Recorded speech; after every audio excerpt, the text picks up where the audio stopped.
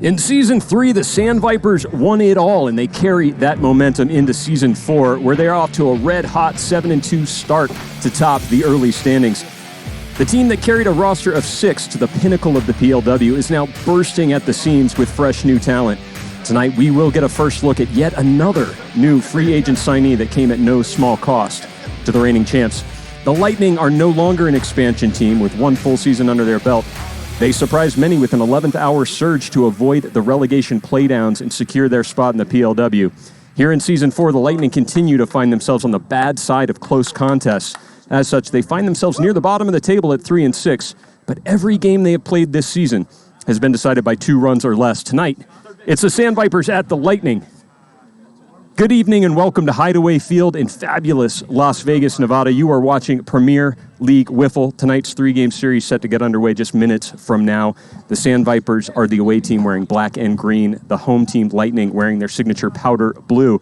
Thank you for joining us on this Friday evening. I am Greg Kelly, joined tonight in the booth by my good friend and color analyst, Trench Picone. Trench, no lack of familiarity with the away team tonight, an original member of the Sandvipers. You were traded last week live on this broadcast. Has to be a little weird sitting up in the booth and not down on the field when the Vipers are playing. Yeah, a little change in scenery for sure. But you know what? Still a Vipers fan for those guys. They're like family, and they're looking pretty slick down there. I'm excited to see how their free agent, Jordan Keegan, is going to come out and play tonight. There's got to be a lot of nerves. Big-time stuff going on there. Yeah, we talked a little in that pregame announcement about the addition of new players to this team. The Sandvipers were very active in the draft. They added many players. They also used their free agent chip to sign Kenny Mcdowell, who has already made an impact in the league. They signed yet another free agent in Jordan Keegan. You were traded for that free agent chip. We can see the Vipers down there in the away dugout getting ready for this contest tonight. Jordan Keegan, a friend of Kenny Mcdowell. He will be batting 6 in this lineup. What do we know about Jordan? You know, I don't know too much about Jordan, just that he moved to Las Vegas about 9 years old. He's been playing baseball year-round, went to Silverado High School out here, some college pedigree into him, and I guess his father played in the majors, and he might have been drafted or something like that, He played 6 games for the Boston Red Sox. Didn't get a whole lot of longevity there, but just to make it up to the bigs, an accomplishment in its own right. Let's go ahead and take a look at that Vipers lineup. The Vipers are the away team. There it is. Adam Tanek will lead off, as always, the designated hitter. Justin Hicks, the shortstop, featured in that graphic, will bat second. Tom Gannon will pitch tonight for the Vipers and bat third. Rookie Mark Tavano will play second base in the 4-hole. Kenny Mcdowell, another DH, batting fifth, and that newcomer, Jordan Keegan, will draw in to the lineup here in Game 1 and play left field. Substitutes include Michael Dean, Glenn Meadows, Dustin Flint, and Jamison Steed. Yeah, that Viper team is going to be nasty out there with their front man, Adam Tanek. Tom Gannon was looking good in BP. Justin Hicks, a lot of people think he's going to have the RBI lead at the end of this season. They're going to do some damage, I believe, in this series. The Lightning are the home team tonight. They'll take the field first. They had a rough start to their season. They're 3-6, and as I mentioned previously, Trench, every game the Lightning have played this season has been decided by 2 runs or less, been on the bad side of 4 one-run games. So maybe the Lightning not getting a fair shake so far in this season. They'll have a tough task ahead of them as they face off against the reigning champs. Yeah, I've been watching all their Friday night games, and they're adding tons of entertainment. And that bottom of the 6th, like 3 games in a row, they were down. They're fighting and clawing to win a couple. They could easily, their record could be flip-flop, just a couple plays here and there. Bruce Huson, a monster at the plate. He's hitting .412. Rookie Cody Runnalls showing up, hitting .361, kind of showing the league's ineptitude and keeping track of Cody's. He was drafted 22nd overall, and he's been an impact player here for the Lightning. Pretty steep drop-off after that. They're going to need some more hitting out of their depth batters in this lineup if they hope to take down the Sandvipers tonight. Kyle Lohman will get the start. Trench, he's going to throw the ball with his left hand. Yeah, I like it. You know, ever since he's recovering from his shoulder injury, he's got a lot more power, and I think they're going to have to do that against the lefties here with Adam Tanek and Tom Gannon. Here we go. Pitch number 1. Hey, down below, hit macro 1, macro 2, and we'll be able to see the speed and the stopwatch on the screen.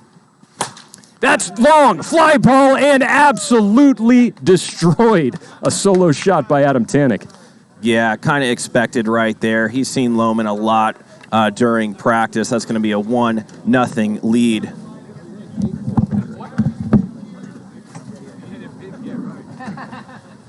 And just like that, they're up 1-2-0.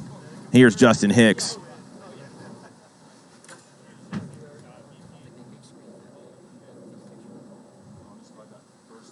A little bit high and outside. Going to take ball number 1.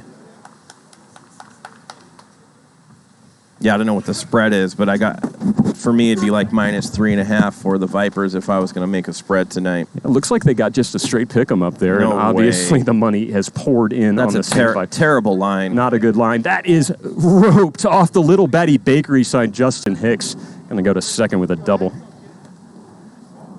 Yeah, Lohman, tough start so far.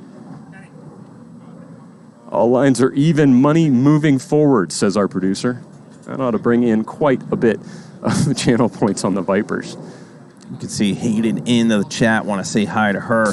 That's Sean Mercedes, woman. I think he's down in the dungeon tonight. He's running the show. A little bit. That was hot from Lohman, ball 1.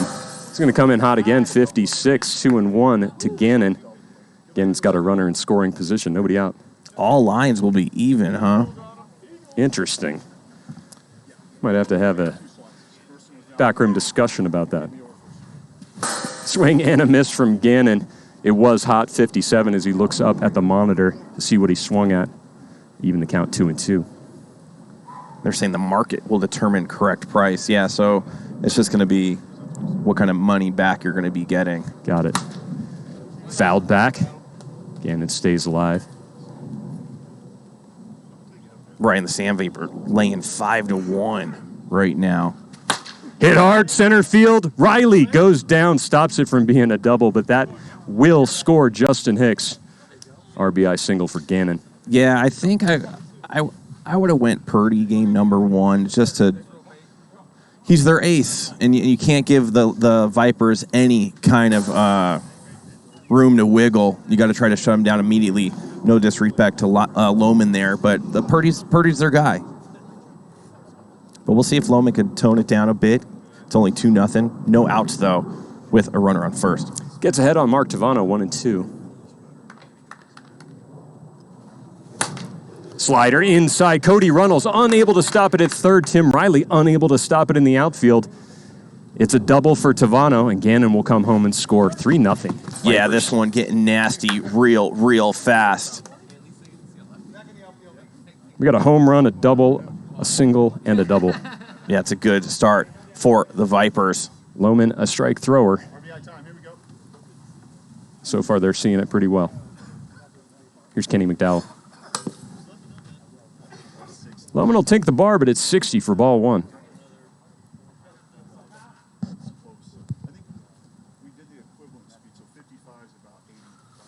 Inside, McDowell turns on it. And they got to be thinking about a possible pitching change before this one gets way out of hand. Yeah, 4-0 RBI single for Kenny McDowell brings home Tavano. There's still nobody out. And here he is, the rookie, Jordan Keegan. And a lot of people are saying this guy is Dodo's. Wow, yet another lefty in the Sandvipers lineup, 3 of them. Good pitch. Yeah, that's what he's looking for. He's missed that a couple times, and the Vipers have been attacking it.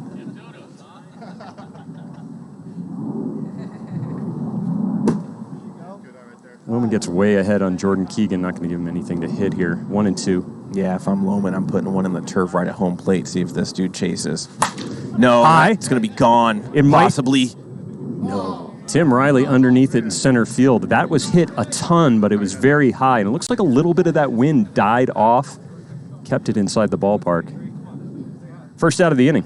Yeah, the way it's looking right now, these Vipers looking really good.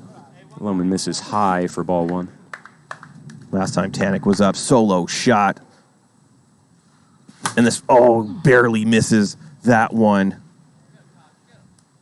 1-2 to Tanek.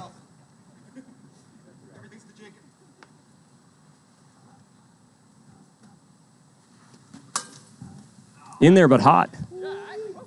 59 miles per hour will even the count 2-2.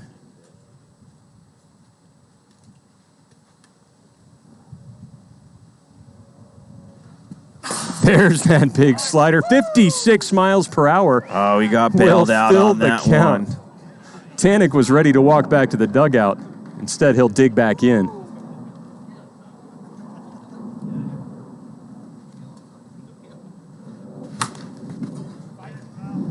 Tanek fouls that one back, stays alive. Yeah, Kyle's trying to get in there a little ginger, but you don't want to be too much, or this might be another home run bomb, and he does go away from him. Gas is up 60 miles per hour, ball 4. Tanek will take a walk to first. Kenny Mcdowell will go over to second. Just 1 out, 2 runners on for Justin Hicks. Hit a double his last at-bat. Yeah, you got to be worried on that right side. He's going to hit a home run this at-bat. Over the outstretched hands of Josh Atkinson in right field. It's a 3-run shot. The Vipers are piling on 7-0. Love seeing that out of Justin Hicks. The Lightning definitely don't want to see that. As the Sandvipers up 7-0 real early. They're still just 1 out, Trench. Yeah, this one might not go very long.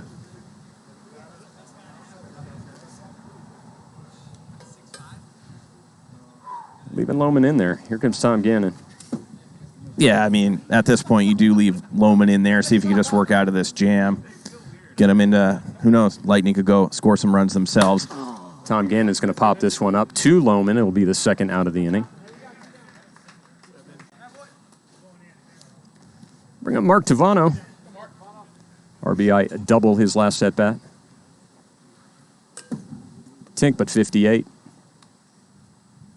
Ball 1.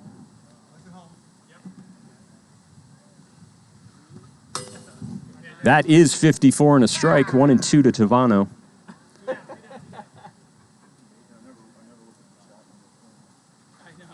Good. Swing and a miss by Tavano.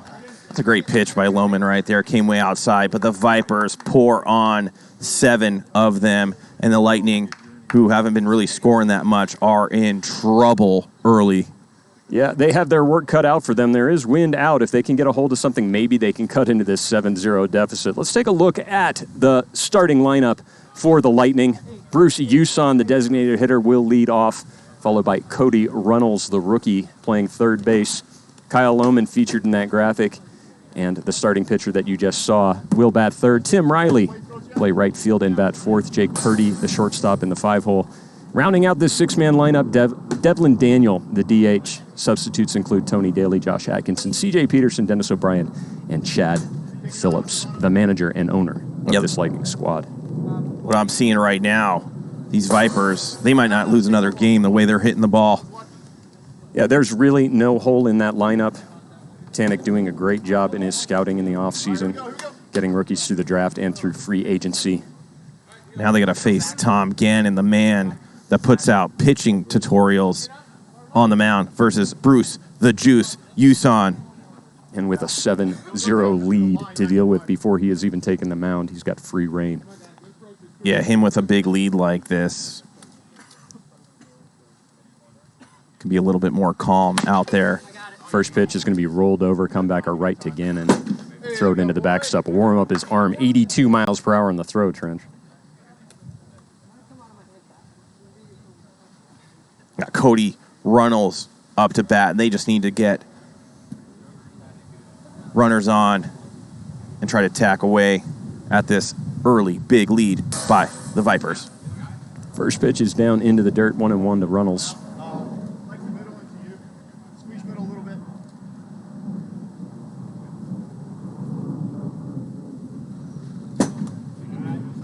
Tanek, designated hitter tonight, actively managing from the sidelines, not in the field. 2-1 to Cody Runnalls. Hit high, left field.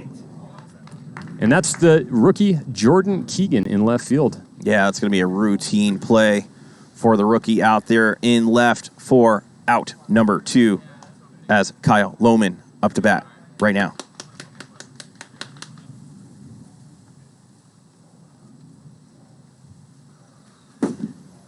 Ball one outside. 2 outs, nobody on for Lohman.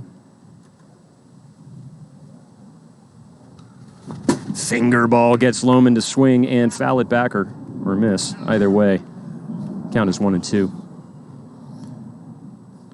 Watch for the drop pitch on the outside from Gannon right here. He does indeed go down. Lohman recognizes it, holds off 2-2.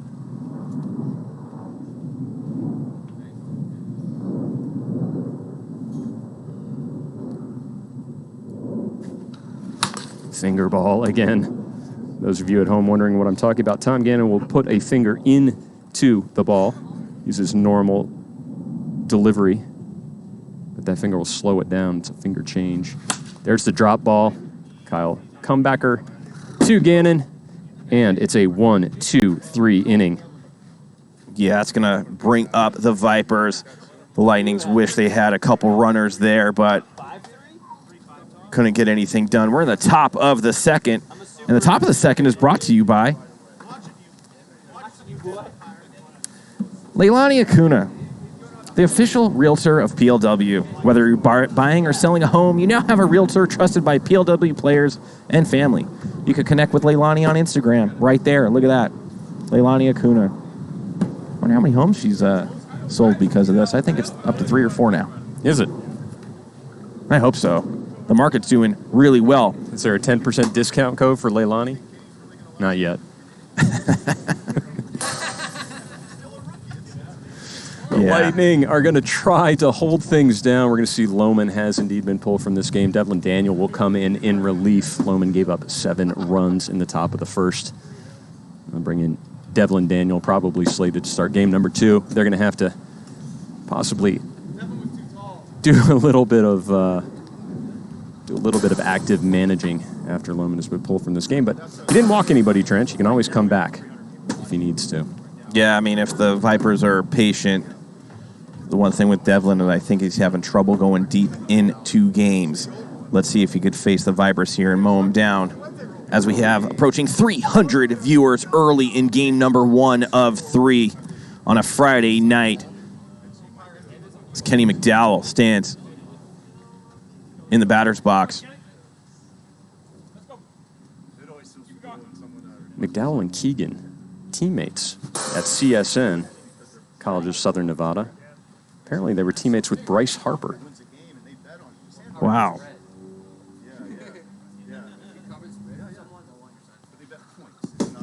Devin will miss it down and away, 1-2.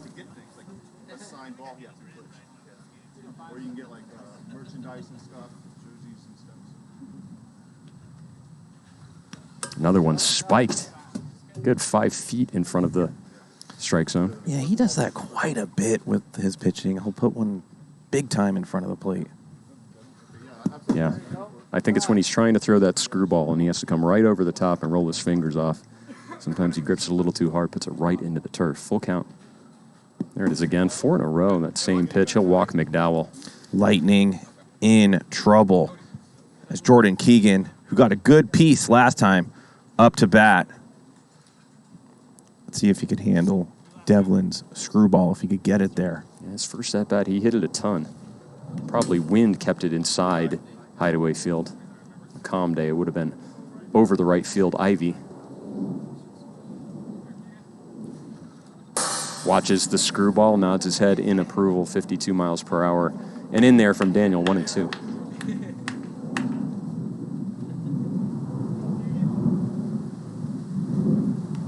Spikes it again, evens the count. Some of those Tier 2 wins whipping up just a little bit. Nice cut, fouls it back, stays 2-2. Yeah, Trench, the wind was blowing out of here pretty well during BP. Calmed down right at sunset. 144,000 points on the Vipers compared to 24,000 on the Lightning. They are going Viper heavy. The Lightning just probably not, the bettors for the Lightning just probably not able to resist the price they were getting, somewhere around 5. 5.5, maybe 6-1. Oh, and Chad's going to come in right now. In this game, they only need 3 runs and then hold the Lightning to none, and this game will be over in the bottom of the second. Already getting out of hand. Check out that poll on the screen right now. Will the Vipers sweep the series? Overwhelming sentiment is that they will do exactly that. Few people not so sure. Maybe that 10% represents the people who have the 24,000 WIFFLE points on the Lightning. Yeah, I mean, you got Jake Purdy out there. The last time he faced the Vipers, or one of the first times he did, he held them to like a 2-hitter, but that was a different team back then. Obviously, the quality of play for the Vipers has improved. Chad's got to be careful here in his style of pitching with some of these guys on the Vipers. They're liable to take one out of the park, especially with the wind blowing out just a tiny bit. Is it fair to say the Vipers have just improved more than every other team in this league? I mean, people have got to be taking notes at the tactics taken by Adam Tanek to fill this squad. Oh, yeah, 100%. Those free agent ships were part of an expansion when the Lightning and the new Stonemen came into this league. There will never be any more free agent ships. I believe only a few remain in circulation. Here's Tanek.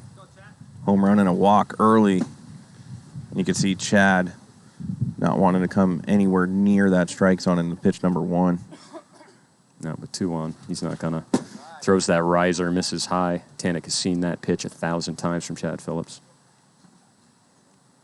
He's got to be careful right here. He might throw him a little off-speed pitch. Does exactly that. 54 miles per hour. Not necessarily off speed, but good pitch by Phillips to even the count. Watch for a riser again. Goes with the dropper, Trench. Misses low, fills the count. Chad definitely doesn't want to walk Tanek here, but that's going to be a 3-run shot by Tanek.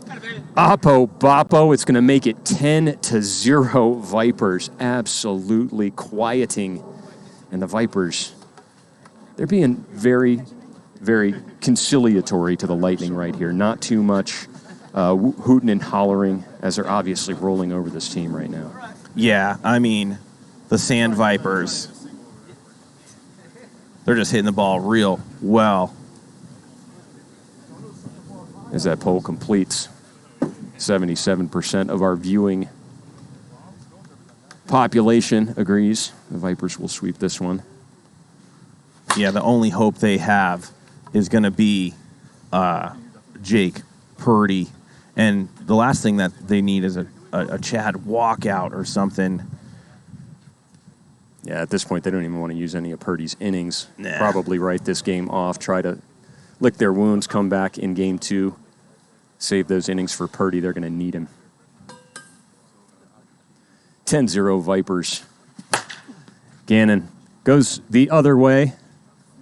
It'll be a single. Seeing the ball so good. It is, you could hear a pin drop here at Hideaway Field as the Vipers. 8 hits,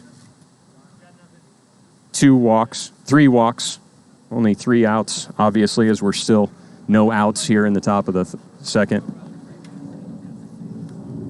As a reminder, there are 2 different mercy rules that apply here in PLW. A 10-run lead after 3 complete innings will end the game. 15 runs will end the game at any point, sudden death. We're getting to that territory, Trench. Yeah, they're going to be flirting with that, if not in this inning, in the next. And that high fly ball, center field, back and gone. A 3-run shot for Tavano. It is 13-0. Yeah, and there's a new documentary coming out, new Netflix documentary, how the Sandvipers ruined Premier League Wiffle. That docuseries will be airing very, very shortly. Yeah. I think a lot of B-roll is going to come from this game. It's quiet out here, Trench. You can cut the air with a knife. Cody Runnalls going to come on in. And immediately looks like Tanek's going to put the rest of his guys in the lineup. As we look at this pitching change from the Lightning, I want to welcome all of our TikTok viewers. Those of you watching on TikTok, you're watching a single view. It's an okay view. But over here on Twitch, we have multiple camera angles. You can bet wiffle points. You can participate in polls. You can redeem those wiffle points. Look at multiple camera angles. Watch instant replays. Listen to commentators. Everybody over on TikTok, follow that link painted right on the field and in our bio, twitch.tv/Premier Wiffle. Come on over to Twitch. Cody Runnalls on the hill for the Lightning. Kenny Mcdowell in the box. 56, 1 mile per hour over the limit. Yeah, some games, teams could jump all over you. High fly ball, but foul. It's like BP for the Vipers out here, Trench. Yeah, this is not looking good for the Lightnings early. Swing and a miss. Runnalls gasses up Mcdowell. And I think you're going to see Mcdowell and Keegan probably fall victim to that gas ball a little bit until they get used to whiffs. These are big-time ball players. Yeah, they could get that bat around. That bat weighs about 10 ounces. 56, Keegan will hold off. Walked in his last at-bat. Foul that one directly back. 1-2. Yeah, you could tell just by the way this dude is swinging that he's going to have a very, very good year. Runnalls will miss outside. 2-2. Yeah, I was driving down that CSN campus, and I looked out of the corner of my eye, and I saw Tanik eating a peanut butter jelly sandwich by the baseball fields. As Jordan Keegan will strike out. What was he doing over there, GK? Glenn Meadows is going to hop into the number 6 spot. And why not with a 13-0 lead.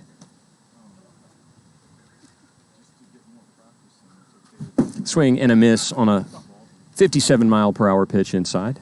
Fall behind 0-2. Meadows hasn't seen a lot of at-bats. Good opportunity for him here. Gonna reach out, stay alive, foul that one off.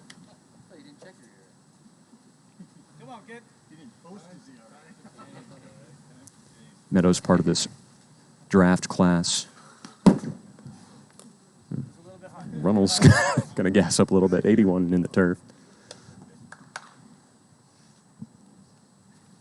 400 viewers dumping in on game one as Meadows goes right back to Runnalls.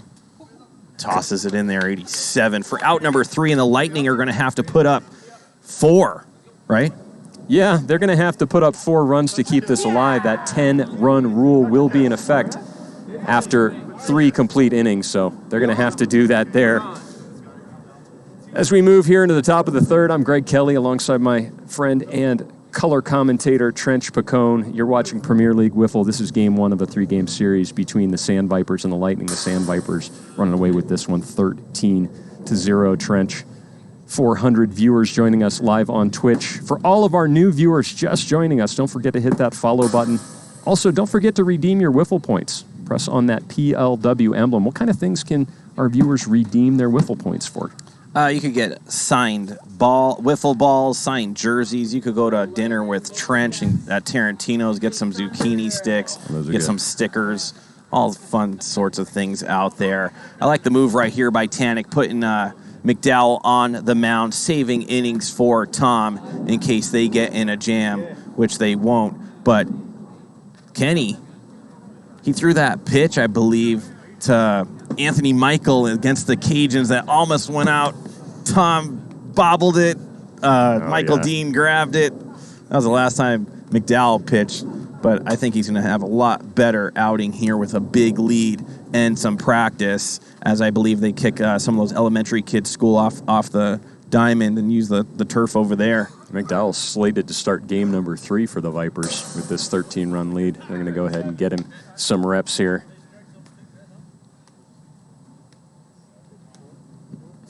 Check out the poll. A dead tie. Tim Riley reach out and foul that one back. Yeah, they just got to take this game and go into the next one with some momentum. I don't care if it's a hit or 2. Tim Riley will strike out. Trench, only the 4th batter for the Lightning so far. McDowell was a pitcher, I believe, in his heyday. So this, if he finds the groove here, this could get ugly for the rest of the Lightning. Pulls a string there. 53 miles per hour. Good slider. Jake Purdy way in front of it. 0-2. Goes with the screwball. Misses inside. 1-2. Yeah, I can't throw that because you have to throw that kind of overhand. I'm just not an overhand pitcher. As he comes with it again, Tink. 58. 58. A little hot right there as we are a 55 and under league.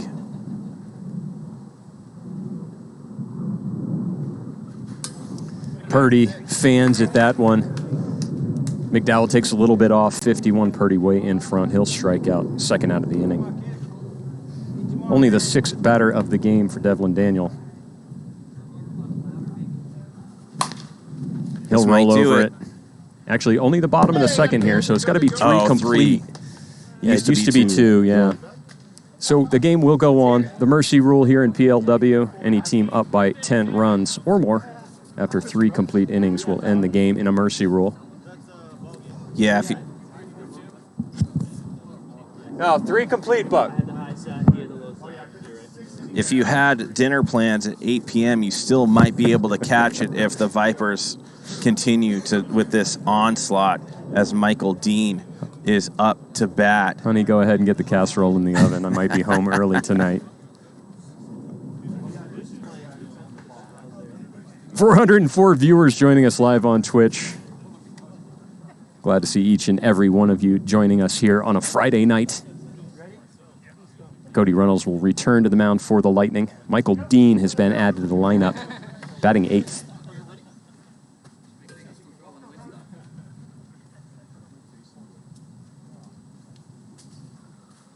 First pitch is inside, ball 1.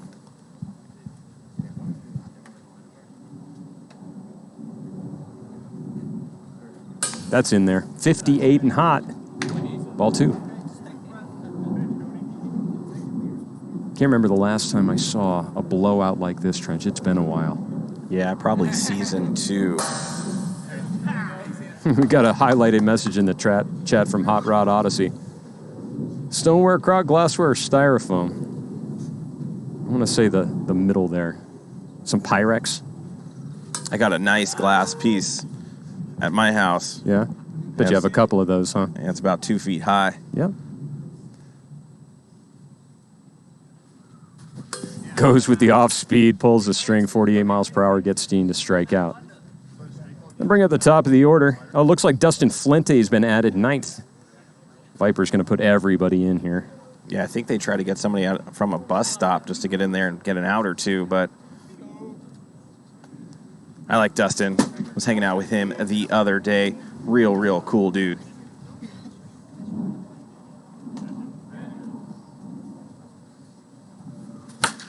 Foul that one back. Good swing, just missed it.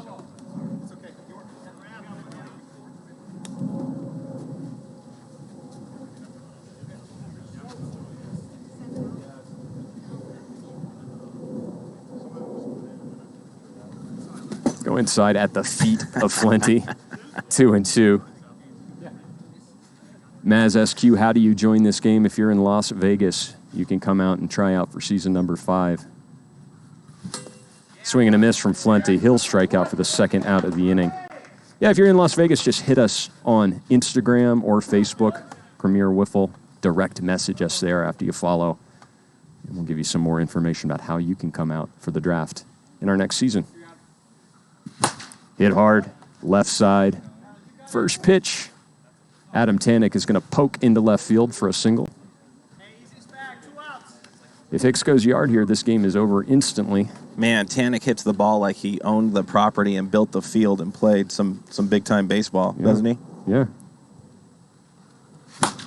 This is high. Right side. That's going to drop in there. That'll advance Tanek from first to third. The only plus I'm seeing here for the Vipers hitting a bunch is Tanek getting some cardio in, running the bases, and he needs it. He put on about 40 in the offseason. Yeah, he's out of breath. It was a cold winter and a lot of hot cocoa to warm him up. I'm going to have to work on him here shortly. When he's alone out there, it's bad, GK. A lot of receipts in that garbage can that you don't want to look at. I was waiting for this. Cody Runnalls comes in there. A little bit hot 1-1. Sand zone.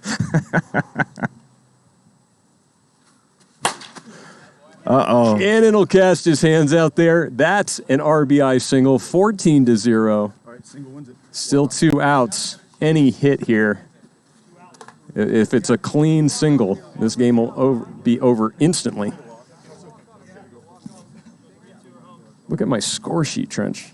It just looks like a bunch of hits, bunch of runs. It's like hieroglyphics.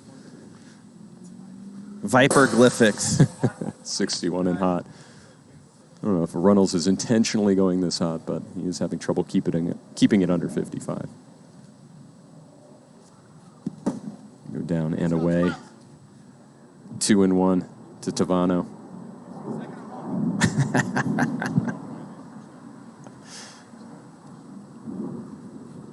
Inside on the hands of Tavano, 3-1.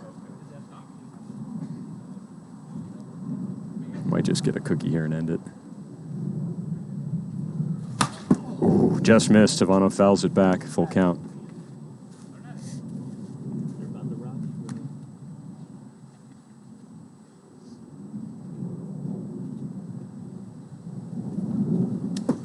Ball 4 will fill the bases for Kenny Mcdowell. Even a dirty single will end the game right now. Or 4 balls. Yep. I think I'm going to frame this score sheet. You're going to send it to Chad? With a first-class stamp, a little Viper stamp? With a date on it. I'll have the whole team sign it. Well, Kenny, I'm going to end this one right now. That's hot. 57. You see Runnalls kind of hold his hands up. He's having trouble keeping it under 55. Swing and a miss from McDowell. 2-2.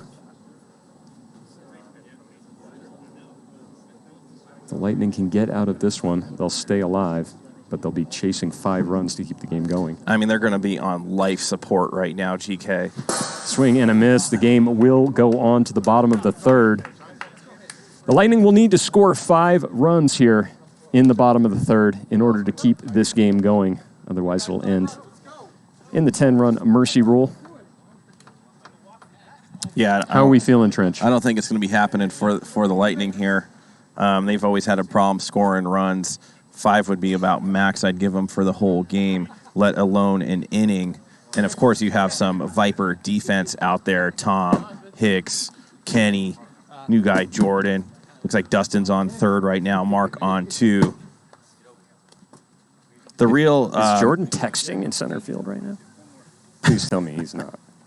He might be telling his wife or girlfriend to heat up that casserole, and immediately I'd bench him. You are not going to be messaging with a big lead, and Tanek has to be aware of what's going on there. Maybe he's ordering some looks like he's ordering Tarantino's. Smart man. 14-0, top of the order. If one of my players was texting out there, wouldn't be out there. Swing and a miss from Huson. You got to be ready.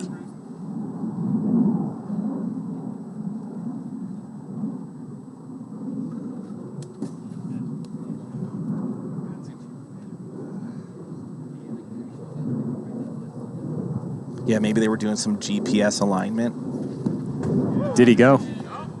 And he went. He did. And the juice goes down right there.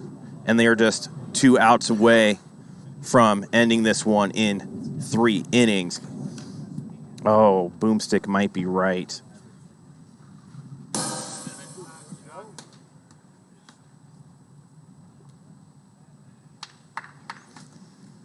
And usually when Tanek scouts people, he wants to make sure that they don't have any extended family or a dog.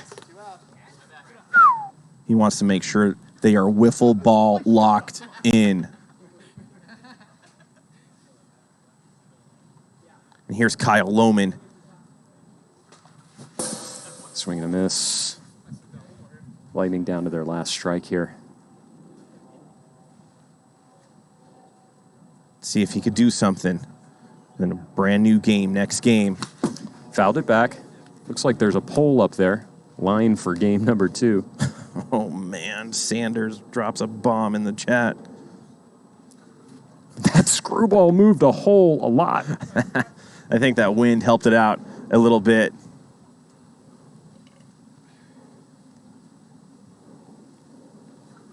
Goes with the 12-6, misses inside, 2-2. Kenny already figuring out how to use the holes of the wiffle ball.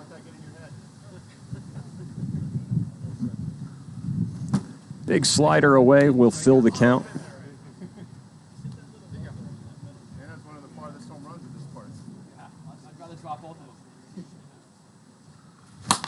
Comebacker to Mcdowell, plenty of time. That is the ball game. The Lightning put up only 9 at-bats in the entire game. They lose by virtue of a 14-0 score. Entire Mercy. game, though, it only went 3. Yeah. But they dismantled them. We'll be back in 20 seconds.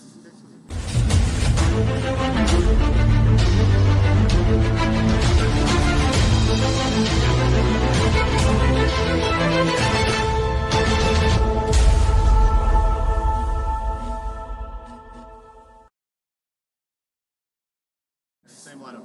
10,000 wiffle points to win like 100 there. Yeah, but everybody who did indeed double up on their wiffle points. As we see that poll up there is going in. We should probably go ahead and close that poll so that we can get the actual lineup there. It looks like the poll, I've never seen this happen.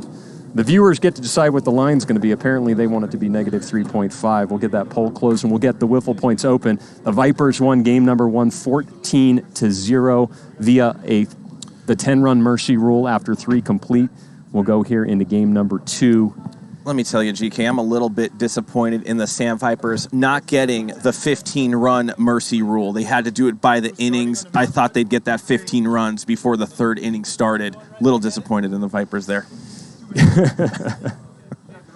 They were just feeling it, man. They were just hitting the ball left and right. I don't care what kind of player you signed, free agentship or whatever. They were smashing the ball. Go ahead, show them.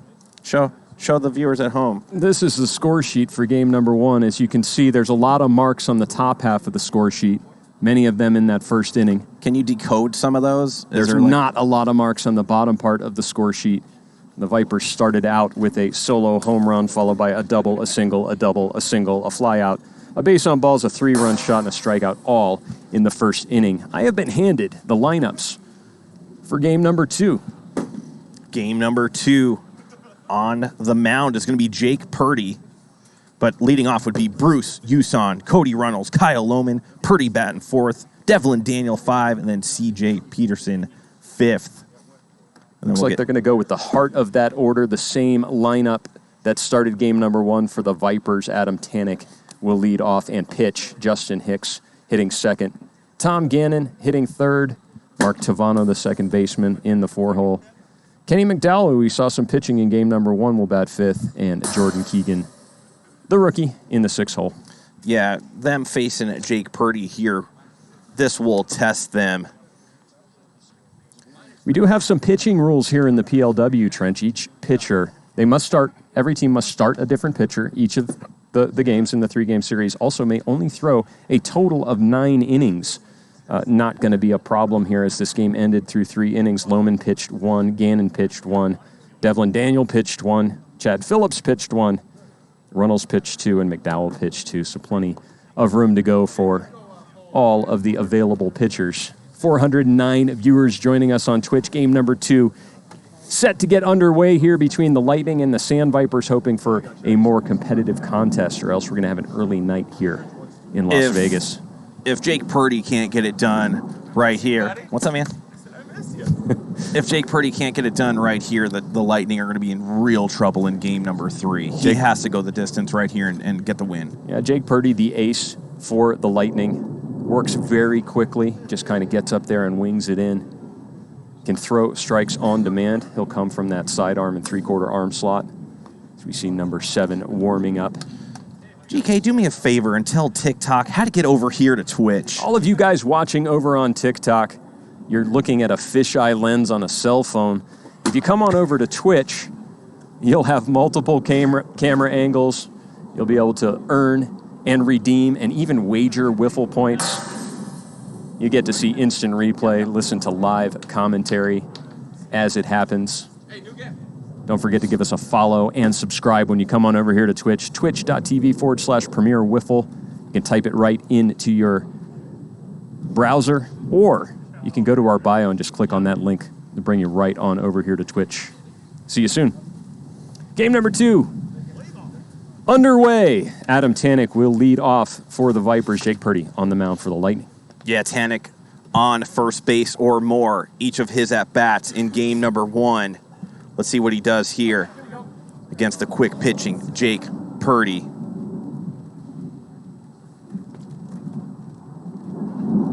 First pitch is low for a ball.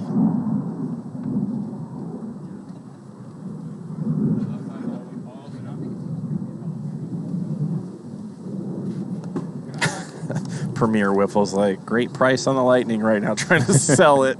Like, come on over to the Lightning so it doesn't look like the Sandvipers are going to crush them. The wiffle points still pouring in, even with that 3.5 run spread. 137,000 wiffle points on the Vipers, as opposed to the 28K on the Lightning. You could see TikTok coming on over to Twitch as Purdy walks Tannick early, and that's a huge, huge walk by Jake Purdy, as you only get 2 per start. 4 straight pitches. Bring up Justin Hicks. 1 on, nobody out. First pitch is high and inside for ball 1. 500 viewers right here, Hideaway Field, watching what's going down as Hicks going to go right side, move Tannick over to third. They had 3 outfielders and nobody guarding the right side for Justin Hicks. All he had to do was cast his hands out and poke it into right field. Got to have a second baseman over. Did they have a second baseman over there? No, they had 3 outfielders. Yeah, you got to have a guy over there. It almost doesn't matter with Justin Hicks. He'll just scan your defensive alignment, hit it where you're not. I was watching Tom again in batting practice. He hit one over center field pine tree, and that is far, probably about 175 feet. And tall. 56 miles per hour. Gannon escapes.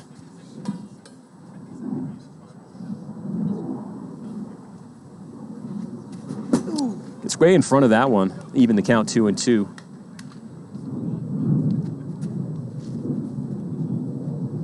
And normally boisterous sidelines at Hideaway Field is fairly quiet tonight.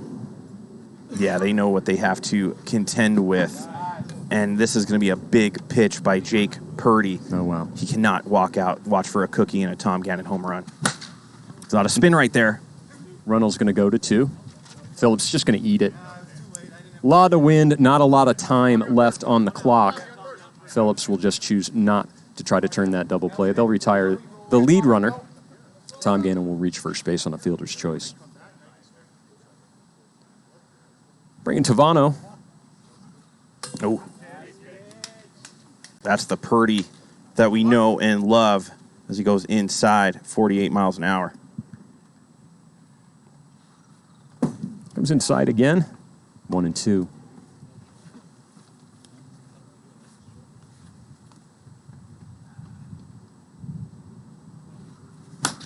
Oh, this is a comebacker. A lot of spin. Purdy will go to 2. They're just going to hold it again. By not attempting to turn that double play, Adam Tannick will not score from third base, so the runners hold. Tavano reaches first base on the fielder's choice. Gannon retired at second on the force. Good pitch by Purdy, 50 miles per hour. Big slider. 0-2 to Kenny Mcdowell. Center field. Oh, and it's dropped. Atkinson not able to get underneath it. Gotta catch that one. You cannot give the Vipers any breathing room. And now there's runners on first and second. 2 outs. Scored that one E7. Dropped in center field. Bring up lefty Jordan Keegan. 2 on and 2 out.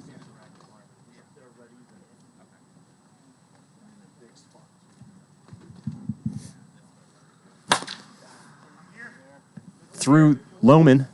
But Chad Phillips backs him up, flips it over to Cody Runnalls at second base. It's the third out of the inning. Sandvipers ahead 1-0. Yeah, that one could have got bad, but instead Lightning only giving up one right there. Let's see if they could go in and do some damage themselves. I want to welcome all 500 of our viewers to Hideaway Field watching game number 2 between the Vipers and the Lightning as the front man, Adam Tanek, will take the mound right now. Let's see what kind of stuff he's going to be doing on the mound tonight. Adam Tanek, originally slated to start this game, sometimes comes in relief in early games if need be. That was not the case in game number 1. Gannon started that game. He gave way to Jordan Keegan, get him a little bit of time. Tanek, of course, founder, owner, manager of the Sandvipers, integral in the formation of this league. And he'll take the mound himself here. Try to shut the Lightning down here in the bottom of the first. Once again, the lineup for the Lightning will be Bruce Huson leading off. Cody Runnalls will hit second. Kyle Lohman third. Jake Purdy, the pitcher, will bat fourth. Devlin Daniel fifth. And the lineup change here in game number 2, they'll put C.J. Peterson into the sixth hole. And here we go. Tanek versus the Juice.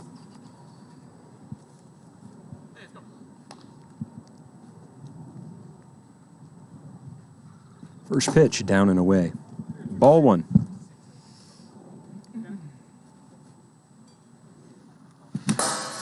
Big swing from Bruce. Fouls it back.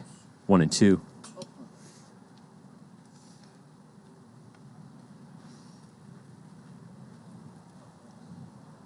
Wind has died down a bit here at Hideaway Field. Temperature dropping. High 50s. Bruce Huson will shoot that into center field. Will it hit the back wall? No. Good piece of hitting right there by Bruce Huson. Get a runner on. Tom Gannon out in right field. Good job batting that ball down. Keep it from hitting the Tarantino sign. 10 will come inside to Runnalls. Ball 1.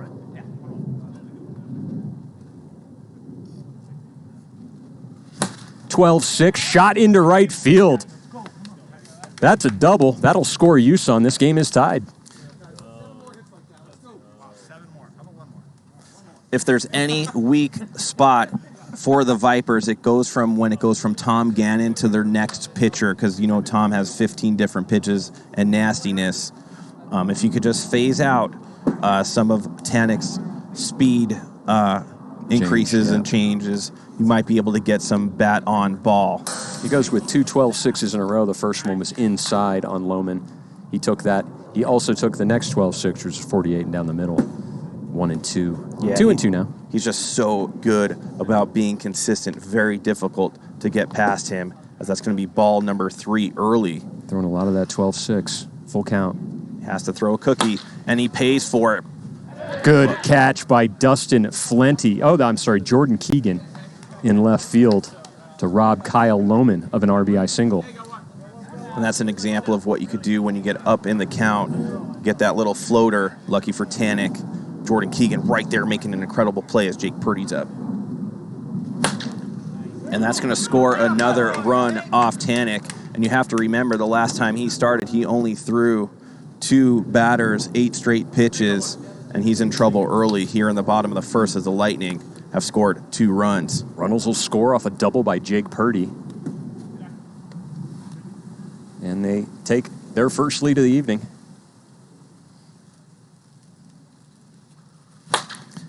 High, left field, off the hands of Keegan into the container. A triple. That'll score Purdy. The Lightning up 3-1. Hit the wall, hit the wall. Buck's on it. He's in great position. Not really sure what the argument was about there. Obviously a triple off the hand of Keegan. Let the umpires do their job, gentlemen. Yeah, we got to look. Tanek just possibly reminding his left fielder about how the scoring works here. I'm not exactly sure what that disagreement was about, but it's been settled. The great thing about last game's mercy rule is Gannon still has 6 innings left. It's not like he pitched a full game 6, so he has a whole game left in his arsenal if Tanek does get in trouble early in this game. C.J. Peterson drawing into the lineup here, batting in the 6th hole. He hits the first pitch, foul. 1-2. Tavano's going to come in from second base, have a brief little conversation with his manager. You noticed an inside-out swing from Peterson. 60 miles per hour for ball 2. Tom Gannon winning the favorite Viper poll. Yeah, I mean, he's been an OG since the beginning. Not just a great player, but a great guy all around. 12-6. Peterson fouls it back to stay alive.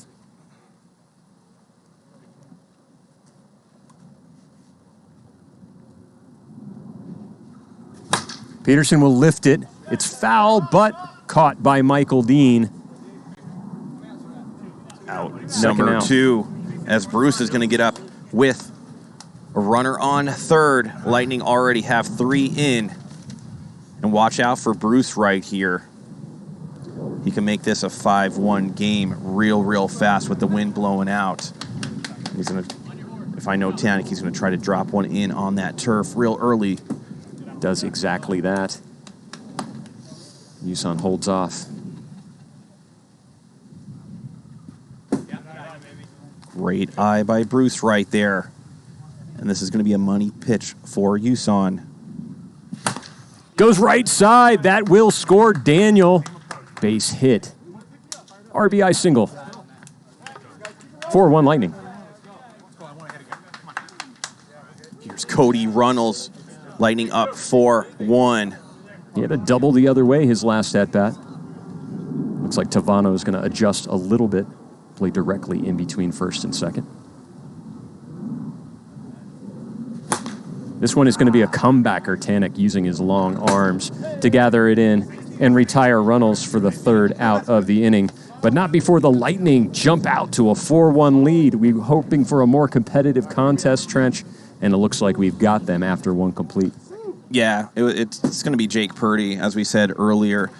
Just as there's a little bit of a drop-off from Gannon to second and third pitcher for the Vipers, there's going to be an increase when it goes into Jake Purdy. So the people that just saw mercy from the Vipers to the Lightning, it's a little bit different story when Purdy's out there. Of course, the Lightning or the Vipers might have not had their bats going. We'll see what happens going into this second inning. So I'm excited to see what Purdy brings to the Vipers here. And all of our viewers who have their WIFFLE points on the Lightning, plus 3.5, are in a pretty good position here as we move to the top of the second. Lightning holding a 3-run lead. Due up for the Vipers. Their leadoff hitter, Adam Tanek. Yeah, and Tanek is just locked in at the plate right now. He needs to help himself. Watches ball 1 low. That is true. Purdy does have a walk. 54 and in there. 1-2.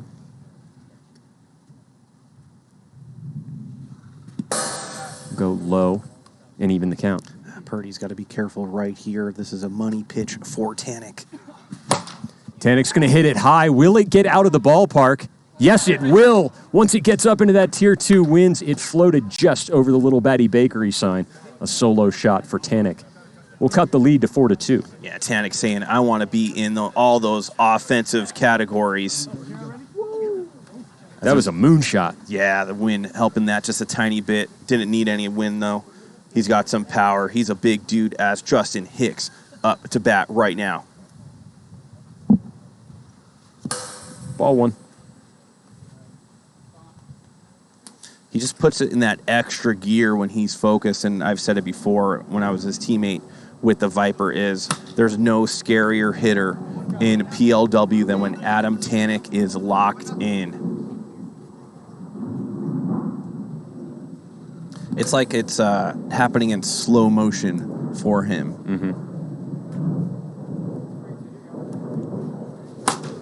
Hit high, left field, over the hands of C.J. Peterson. Justin Hicks with a solo shot of his own. And the Vipers quickly eating into that lead. Yeah, Purdy giving up back-to-back right there. Justin Hicks, one of my favorite players, good guy. We'll commemorate the occasion with a photograph. It's just going to be hard for Purdy. He's got to remain in the game. Yep. He's got that one walk against him. He doesn't want to walk out. He's going to have to throw a cookie from time to time if he falls behind. Yeah, once it goes to 2-1, it is all batter. Watch out for Tom making this triple back. Runnalls unable to close the gap over at the shortstop position. And Gannon reaches first base.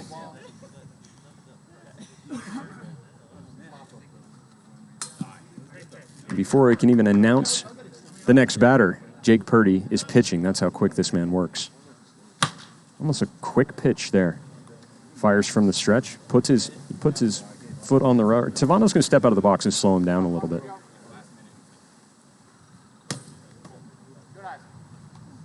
And he doesn't have the traditional windup. He fires from the stretch. So Tavano's going to step back in. Purdy's going to pitch. Rolls over it. Runnalls, unable to gather it in. Double play ball not able to be turned after Runnalls bobbles that one, but they will get the force out at second base.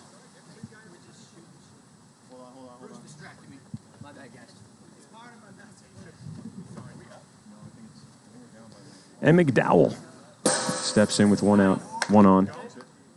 Double nickels right there. Love seeing that at a Purdy. Swing and a miss. McDowell will sit down. Yeah, he's got to get up early in the count against these Vipers here. Oh, Keegan. He's going to try to check his swing and get out of the way, but the ball hits his bat. He'll fall behind 0-2. Look at Noob. I love it. Swing and a miss. Purdy takes care of McDowell and Keegan in order. Third out of the inning, but not before the Vipers strike back. Close that gap. Only a one-run ball game, Trench. Yeah, like seeing that as we go into the bottom of the second. Can the Lightning keep their bats going against big man Adam Tanek right here? It's all about getting ahead in the count in Premier League Wiffle here. You cannot fall behind 2-1 because then you have to throw a strike. Yeah, Lightning got to Tanek early. Started out the game with a base hit, a double. Purdy then came in, helped his own cause a little bit with a double. And Devlin Daniel with that big triple. He was eventually batted in by Bruce Huson to put his team up 4-1. Vipers 8 back into it. The Lightning are going to need more if they want to be victorious here in game number 2. Here's Kyle Lohman. Looks at ball one inside. Remember, Kyle led the league in walks last season. Rolls over it. Justin Hicks at the shortstop position. He'll just flick his arm and put it in there. 3.89 seconds for out number 1. Makes it look so effortless, Trench. Because it is for him. I mean, he's made that throw a million times in his life. It's just a little Frisbee golf disc throw. Is that going to drop? It is. Purdy with a little bloop right up the middle. That's his second hit of the game. Devlin Daniel up to bat right now. Remember, he was fighting a left ankle strain just a couple weeks ago. But that is now gone, and he's ready. He's going to pop this one up. Tavano off his hands. He's still got time. Oh, but he doesn't go for it. I think he forgot, kind of when you make an error, I guess your brain turns off. And now we have runners on first and second. And this is a big spot for C.J. Peterson with only one out here in the bottom of the second. Yeah, Tavano forgetting that after that ball hits the turf, he can still pick it up and throw it in under 5 seconds. He just let it go. Floated, center field, Bermuda triangle. Hicks and Tavano will converge. But Tavano does gather this one in for the second out. Here's Bruce Huson. Did he hit a double his last at-bat? He had 2 base hits in the bottom of the first, rather. That's like a double. Yeah, I suppose you're right. Swing and a miss by Bruce. Bruce currently coming in second in the poll of favorite Lightning player behind Jake Pretty Boy Purdy. Still time to vote in that poll. We'll come inside, hit Huson between the numbers. It's classic.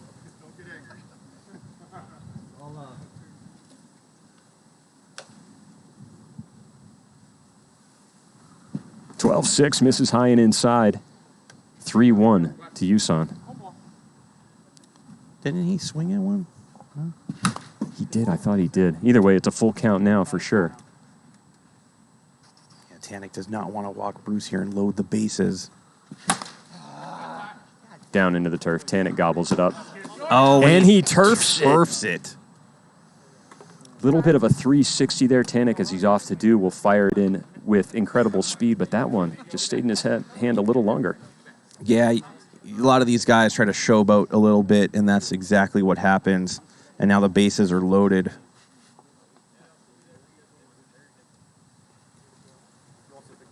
It's amazing that as big as the backstop is, Yeah. some of us just turf it in there. Yeah. As a pitcher, though, and we see it time and time again, a pitcher should never turf it in there. Just make a nice, clean throw. Yeah, It doesn't you're have to so be close. 90 miles an hour. You'll see some guys will just toss it in, like just almost underhand.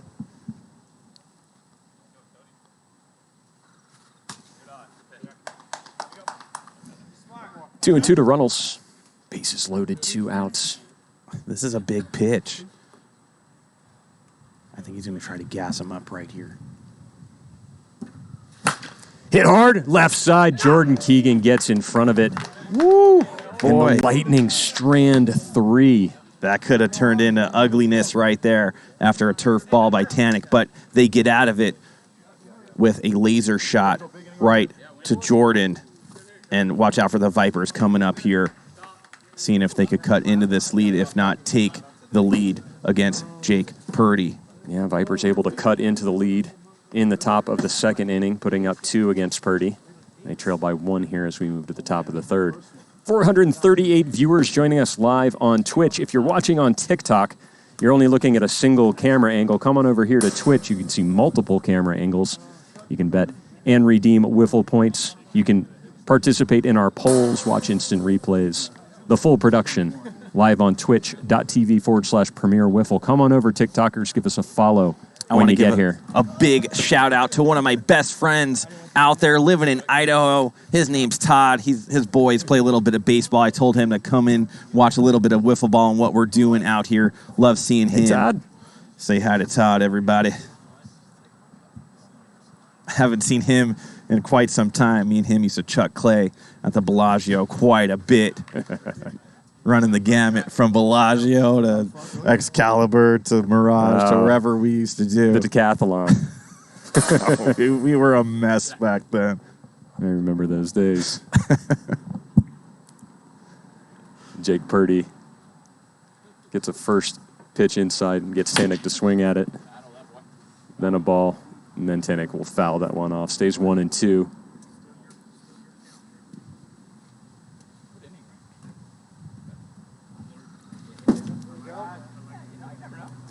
Hey, Bark Meyerly, somebody is just going to permanently ban that fellow. We're not going to have any of that in the chat.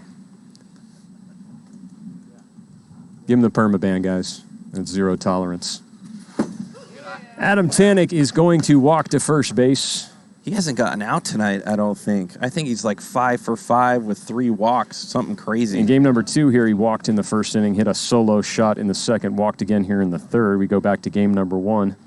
Yeah, he hasn't gotten out. Yeah. Home run, walk, 3-run shot, base on balls, walk, home run, base on balls. Yeah, he's going to shoot right up there in the stats on the offensive side by the time this one's done. Him and Jim Dodos are going to be sitting side by side. We thought nobody could possibly outperform Jim Dodos. Hit .818. 9 for 11 with 3 home runs in his series last night. Yeah, Tanek hasn't even gotten out tonight. He hasn't gotten out.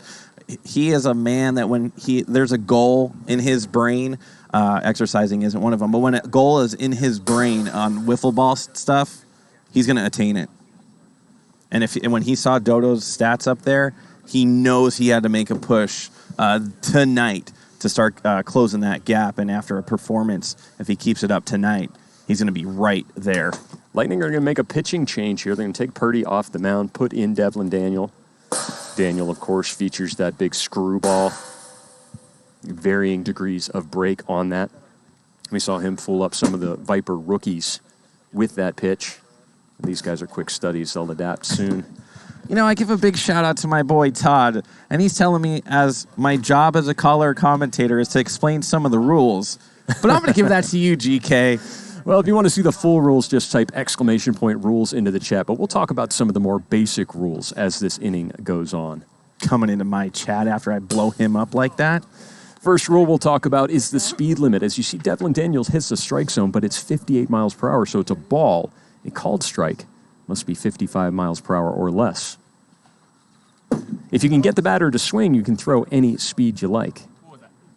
And look at our PLW chat saying, go to this little, link if you want to know what's going on, Todd. Daniel will spike it down. Another rule is that batters do start with one strike against them. That's why you see 3-1 here. And Daniel will walk Hicks. Oh, yeah, okay. So Purdy did indeed walk out as he walked Adam Tannick. Devlin Daniels comes in relief, and he walks the first batter. Yeah, now the Lightning are in trouble. This is going to be very reminiscent of Game 1, as Devlin having trouble hitting that strike zone. Watch for Tom Gannon. That's another rule we can tell some of our new viewers, Trench, like your buddy Todd. Pitchers are only allowed 2 walks in a game. Oh, nice screwball by Devlin Daniel inside to bring the count to 1-2.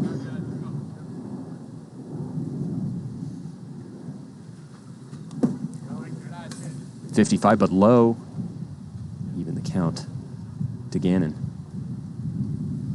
Some wind blowing out now. Advantage Gannon as Devlin has trouble with his pitching lately, turfing everything. If I'm Gannon here, I'm just waiting for a floater. Instead, that's going to be a walk, and he is done.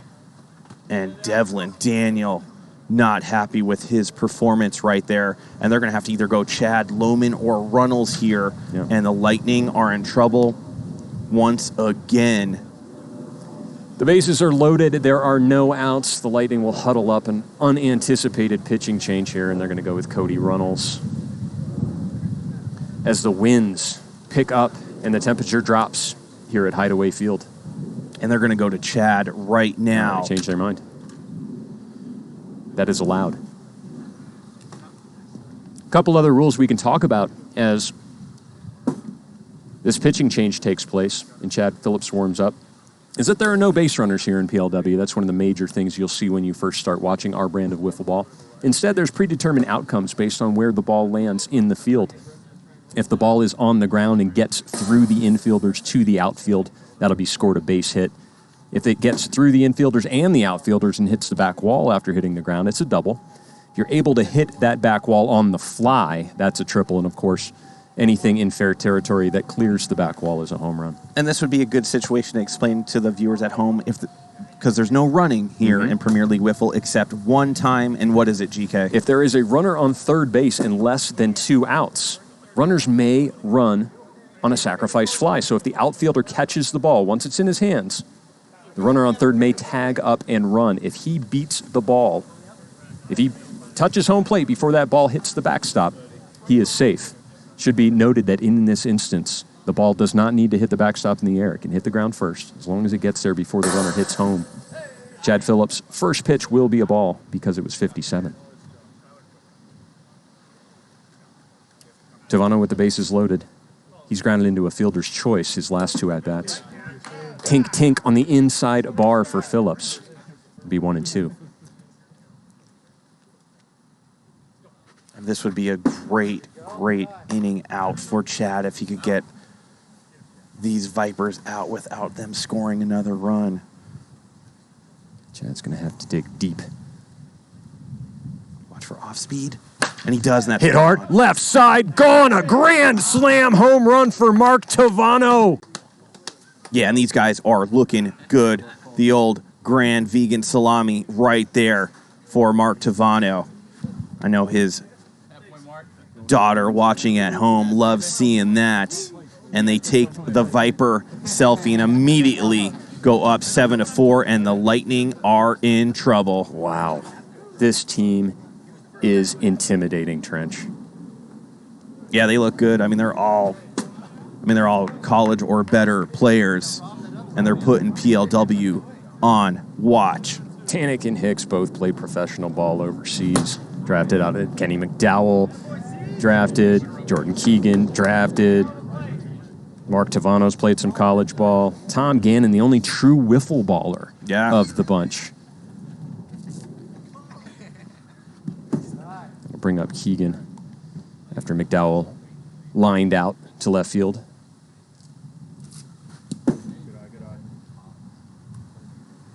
Keegan grounded out and struck out his last 2 at-bats. He's not going to ground out here. He hits that one into the gap in right center. He's aboard. Is that his first PLW hit? Let's see. Jordan Keegan in game number 1. He flied out. He had a walk and a strikeout, so that is indeed his first hit.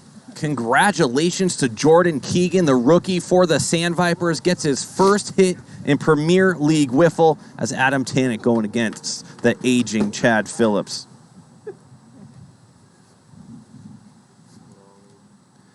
You know, we were watching some footage of like season 2 or whatnot. And Chad said he looked like he aged about 5 years, and that's because he's faced Tanek a few times, and every time you face Tanek, it's like dog years. That was a comebacker. Chad Phillips unable to get a hand on it. It was hit very hard by Tanek. It ended up exiting the infield to the right of second base. Another one of the rules that we can talk about. A base hit to the right side of second base will advance a runner from first to third. Oh, Hicks knows that he should have shot that one over the fence as Sparkles threw a floater into the pan. High to Hicks. Runners on the corners, 2 outs, 1 and 2. That's going to go into center field. RBI single for Hicks. Again, right side will advance Tanek from first to third. 8-4 Vipers. And Phillips' night is over there as Cody Runnalls is going to be on the mound now as the Vipers are doing what they do. Poll ended here. Will the Vipers cover? Yes, this inning is huge. Yeah, I mean, once Purdy walked out, and then obviously Devlin, then it was great look from Skycam 1. Look at that. I've trimmed most of those trees in my lifetime. I got to be honest, with the new field that we're building, I am not hating that I don't have to get up there and use the Sawzall. The light of the Luxor shining into the Las Vegas night sky. And there's the ones. Where are they going on their little I don't know. trip? I don't think they play till middle part of next week, so maybe Hawaii. That looked like they were maybe going. Maybe Utah catching the last of the snow before it melts off. Yeah, I love that they have a jet that they just fly around on. A lot of these premier players have their own style of transportation as Tom Gannon up to bat right now. 2 outs, 2 runners on. Ball 1. Down into the turf.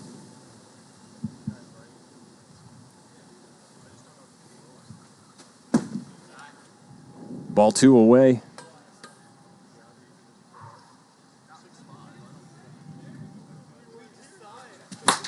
Oh, that's center field dead. Center. Oh, what a play. C.J. Peterson gets up, bats it down with his left hand to rob Gannon from a 3-run shot. Man, what a play by C.J. right there. Gannon thought for sure that was going to go, but a run does score. 9-4, the Vipers up now as Mark Tavano, who his last at-bat hit a grand slam. The Lightning getting their exercise going back and forth on the shift with the Sandvipers, 3 lefties in their lineup interspersed. 1, 3, and 6 hole, all lefties. Tavano Hits from the right side, 2-1.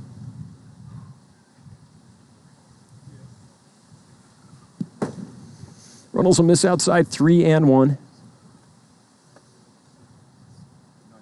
Looks like a friend of Jim Dodos highlighting a message in the chat. Swing and a miss from Tavano will fill the count. Chip and dip 6-4-3-2. A buddy of Jim Dodos. Love me some chips and dip. The 3-2 pitch is a ball. Tavano will walk to first base. The bases are loaded again. 2 outs for Kenny Mcdowell. You're going to see all of these Sandvipers stats climb to the top of this one. Man, they are really putting it on the Lightning right now.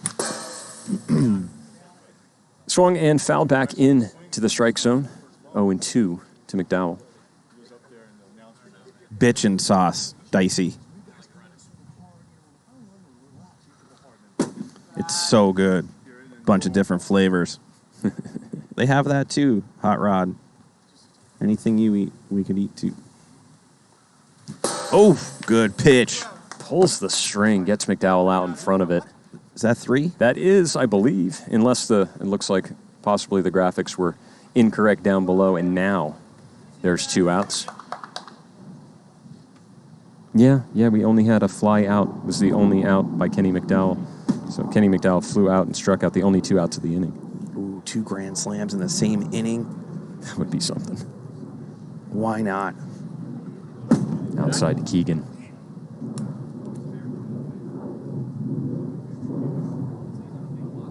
Big pitch. Yeah, huge pitch. And he gets it in there. Cody Runnalls comes through. Tink, 54, evens count.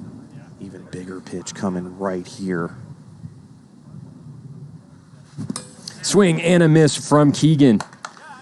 And Runnalls gets him out of it. Bases juiced right there. That would have been a big spot for the Rook to do something extraordinary. Instead, we go into the bottom of the third.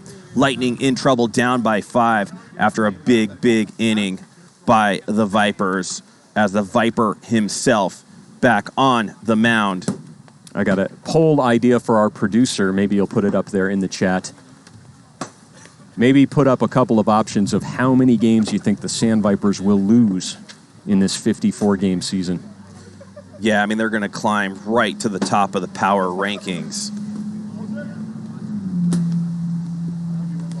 Wins picking up. Their offense is just going to be too much for some of these teams. Those Tier 2 wins that you often talk about, Trench, coming down here to Tier 1. Yeah, I really don't like when they hang out in Tier 1 because that's right in our wheelhouse down here. Yep. Low enough that you can see our center field camera moving a little bit in that wind. Kyle Lohman will lead off here for the Lightning, bottom of the third. Yeah, Kyle 12-6. Lohman, one of the fan favorites, GK. He's part of that stream team. He's doing a lot of things, kind of one of the founding fathers of Premier League Wiffle as well. And he needs to get something going with his bat right here to give his Lightning any chance. Lohman off to a slow start, batting 167 coming into the series. Found his way down in the order. Flight out and grounded out his last 2 at-bats. He's going to pop that one up. Michael Dean in underneath it at third for the first out of the inning. Yeah, good play by Michael Dean right there as Jake Purdy up to bat. Purdy's bat really come alive so far in this series. He's had a double and a single already in this game. He'll swing underneath that one and fall behind 0-2.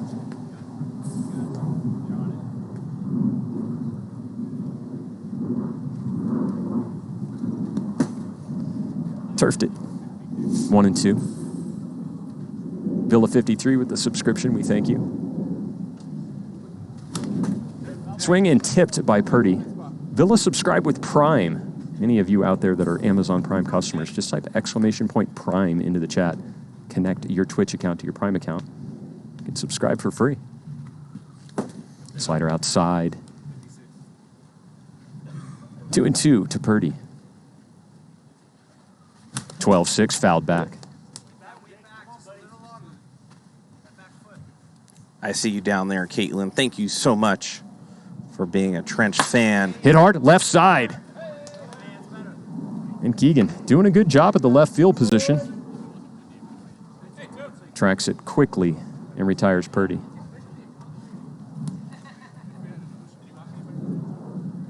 Purdy's seeing the ball well. Devlin Daniel will watch the first pitch in there, but it's 1 mile per hour over. I think there's that 56 emote available. Technical turf, one of his own.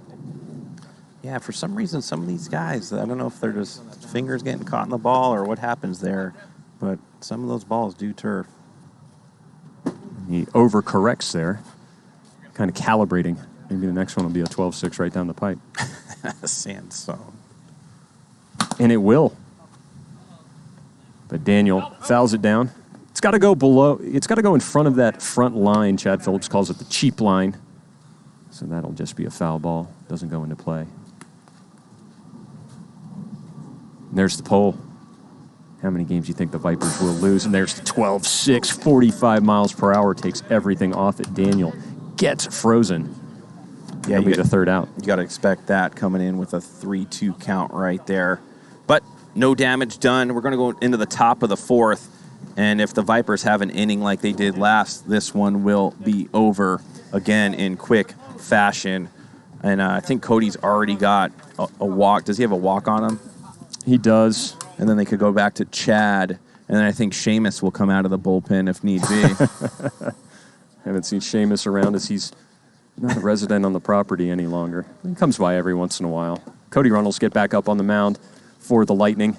They currently trail the Vipers 9-4 here. As we move to the top of the fourth, the score sheet again with a lot of marks on the top part of this sheet. The Vipers batted around there in the top of the third almost twice. I am Jake. Welcome PLW Nation. I'm with my man GK Greg Kelly. Love having him around.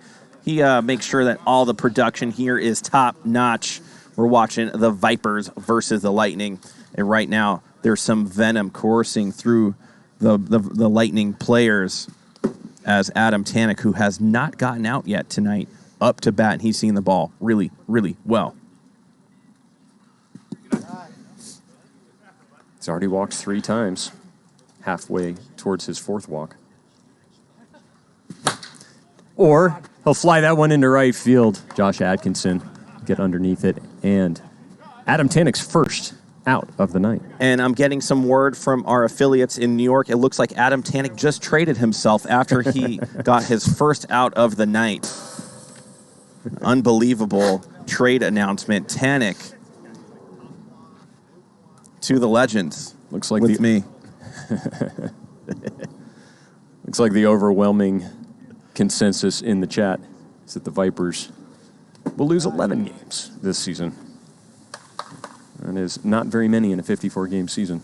It surely keep them at the top of the table. Yeah, they're going to shatter obviously we're playing more games this year, more innings, everything, but they're going to put some numbers in the record books this year that I don't know if they're going to be, any other team's going to be able to match. Yeah, we're going to have to make up new records, things that we haven't even kept track of before, like, most mercies in a single season. It's Justin Hicks. Also, I just feel like it's hard to give all the accolades to these players about their performance in this game because they're all hitting. Justin Hicks had a base hit in the first inning, a solo shot in the second. He walked and had a base hit in the third. He just hit another base hit here in the fourth. He hasn't gotten out this game. Hicks hasn't? No. Man. Oh, Gannon with a big swing right there and a miss. Gannon base hit his last at-bat, walked before that.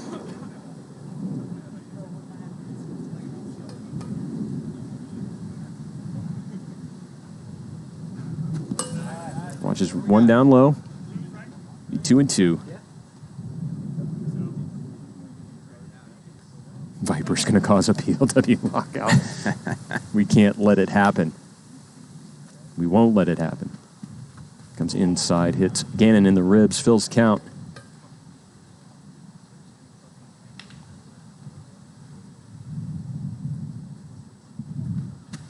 Oh. Checks his swing, and He did not go. He'll walk to first base. That's going to be the end of Cody Runnalls. And Lohman, who basically was a launch pad in game number 1 for the Vipers, is back on the mound, and he really needs to get that curve and slider. He needs to get that curve and slider going this game right here. Yeah, Lohman is a strike thrower. He's going to rely on his defense to get ground outs, but the way these Sandvipers hit and the launch angle and the wind blowing out tonight, there's really no ground balls for his defense to take care of, Trench. When he has that outside curve rolling, it is very difficult to locate. But if he has to tighten it up just a little bit, as if all pitchers do, it gets right in that strike zone, and it could be problematic for the pitcher. Obviously, all these rookies of the Sandviper benefiting from the experience and the knowledge of their manager. He certainly disseminates that information amongst his squad, lets them know what to look for in each and every pitcher out here in the PLW. And here is Mark Tavano, daughter in tow, watching. You know, he likes playing for his kids out there, and that's the pitch I'm talking about from Lohman. If he could consistently throw that pitch and switch up some of that speed, he could get these guys looking. He's going to pop that one up, rather, but it will not make its way into fair territory. Felt like it was up in the air a while. Nobody giving chase to try to catch that one.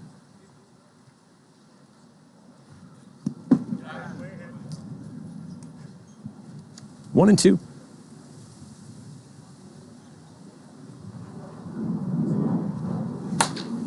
Center field, deep.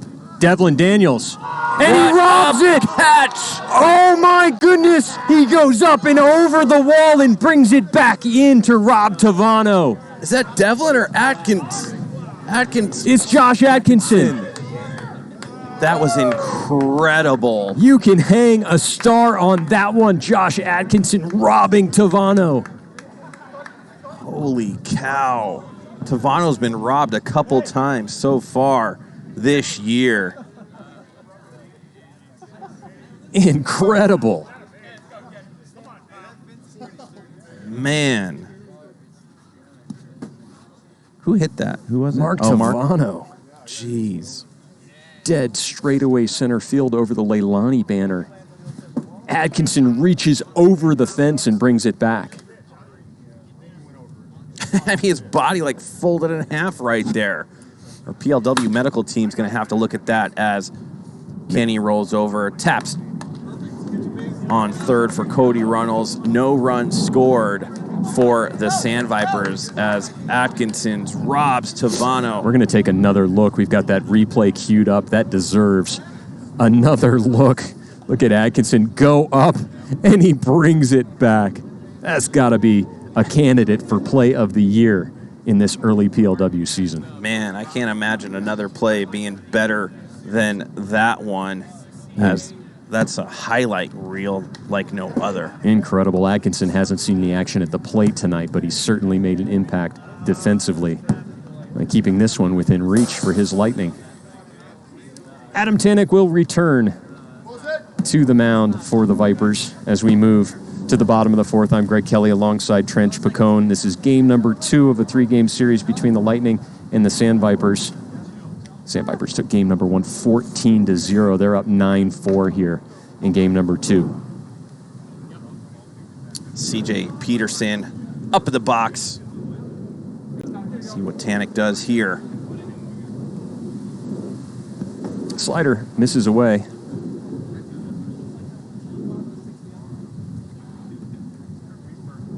.12-6 inside. Peterson chops at it. Dean has a little bit of trouble gathering it in, but he does get it to the backstop in under 5 seconds for out number 1. Bring up top of the order, Bruce Huson, hoping to get something going for his Lightning, trail by 5. Ooh, almost hits his bat right there. To get that out of the way. Current poll, are you subscribed? Bruce Huson will swing and miss.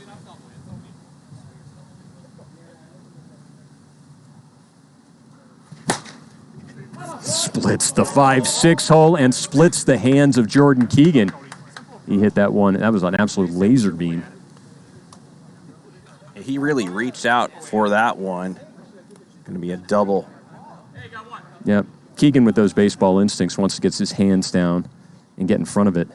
Sometimes here in wiffle ball, you just flop your body down to the ground. Don't let it get past you. Cassidy's right. We need it on the pole. Yes, Dragon Lady gifted me one. It's going to float to the right side. Gannon makes the play, and he's going to answer back with a highlight reel play of his own. That's kind of just what he does. He's always laying out there. Good play for Gannon. Little more than routine for Gannon out there. It's almost like he slowed down at the last second just so he could make the dive. In there, 54 to Lohman. 2 outs, runner on second, 0-2. Waste pitch there, miss outside, 1-2. Got our boy Anthony Michael in the chat. Hello. He had one robbed by Gannon as well. Yep. He's going to pop that one over the hands of Hicks. A little duck snort single for Kyle Lohman will score. Bruce Huson, 9-5. You can see Lohman get off the schneid. That's his first hit of the evening. Jake Purdy here, 2 outs, runner on, and he goes left side. Dean's going to just toss it to 2. Tavano there. They do get out of the inning, but a run was scored. We're going to go into the top of the 5. Vipers up 9-5 here at Hideaway Field. Game number 2 coming to a close shortly. We play 3 games a night, GK. 3 games a night every weeknight, Monday through Friday. 18 weeks of PLW. Every Monday, you're coming in with Trench unless I'm playing. Every Friday, you're going out with Trench unless I'm playing. Love having that happen. We're going to trench you up.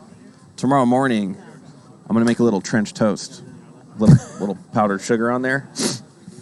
All right. How does that work? Is it very similar to French toast, but no eggs? Yeah, no eggs. And instead of milk, I just use a little bit of oat milk. Batter it up. Throw it in the pan. Good to go. Syrup's still good, right? Yeah, we're good. Kyle Lohman's going to get back out there for the Lightning. He did get 1 run, eat into this lead. Vipers trying to tack on some more. They're currently up 9-5. I'm gonna trench you up. Remember that song? I don't. Great pitch by Lohman. That is a disgusting pitch. Really is. Freezes a lot of guys. He's going to throw it again. He's going to get Keegan to swing and miss. Because it's the vomit of an animal. And here he is. Adam Tanek, his first out last time. Let's see if he can recover. Oof. Tanek lays off that one. Oof. Just misses 2-1.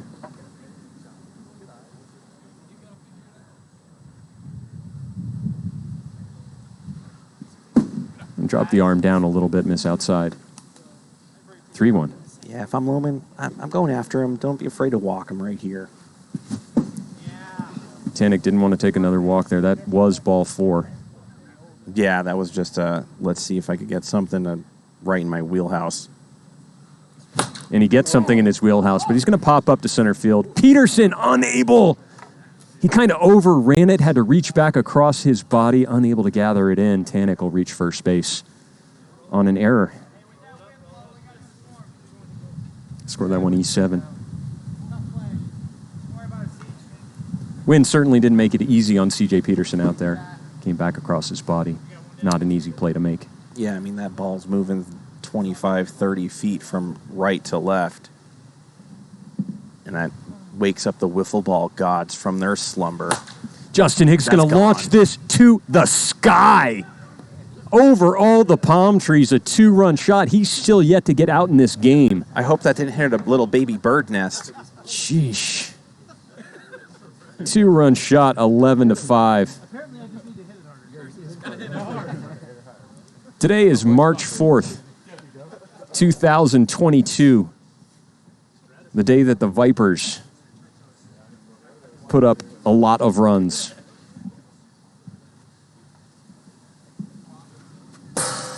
Tom Gannon will watch that one in to the pan 54. Falls behind 0-2. I think Gannon might be the only player. Did he hit a home run yet tonight? He had one robbed just last inning. What's Chad doing down there? Off Phillips' knees, dribbles into the outfield. I'm going to put Gannon on first base. I'll just mark that as a single. Had a little bit of pep behind it.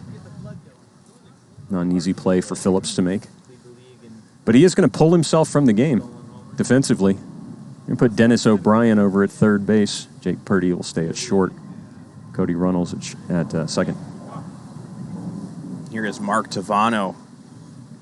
After his home run, robbed, is going to see a 53-mile-an-hour curveball come into the pan. 0-2 count.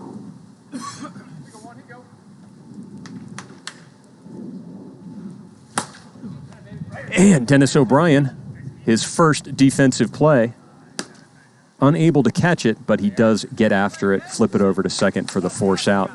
Second out of the inning. Yeah, what the Vipers always have had for the last few years is when we got it rolling, that steamboat just keeps on rolling. It just makes you play better. So when you're playing with good players and makes you play better, then they're just going to roll over this lineup a ton this year. The third time this game, Tavano's reached first base on the fielder's choice.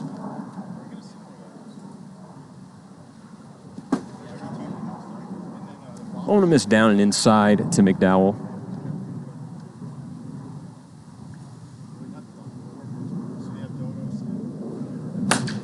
Center field, deep. Atkinson up, but not high enough. A two-run shot by McDowell. It is 13-5. The Lightning are just being demoralized here against the Vipers. Do we have enough room at the new property to push the fence back about 10 more feet? It's going back about 10. Yeah, all the numbers will be triple digits, and I think center is going to be like 122, 125 or something like that. Oh, good gracious. It'll be tough on nights when the wind's blowing in, but it'll even the playing field on nights like tonight. Yeah, and the way that we're going to do the infield, it's going to allow the infielder to have more range as well. Jordan Keegan struck out his last at-bat. Led off this inning. He'll strike out here. So it'll be the first and the last out of the fifth inning, but the Vipers tack on a few more, 13-5. A two-run homer by Justin Hicks earlier in the inning and a two-run shot by Kenny McDowell. We'll have no possibility of a 10-run mercy rule because if the Vipers get to 15, the game will end instantly.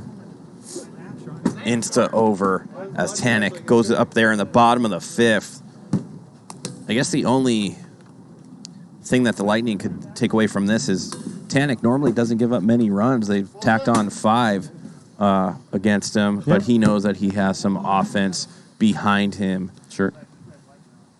Obviously nice pitching with a huge lead and come after them with anything that he might want to work on. Hitting a lot of 12-6. Daniel does hit the first 12-6 in. He's aboard with a base hit. Little bat flip there as his team trails by 8.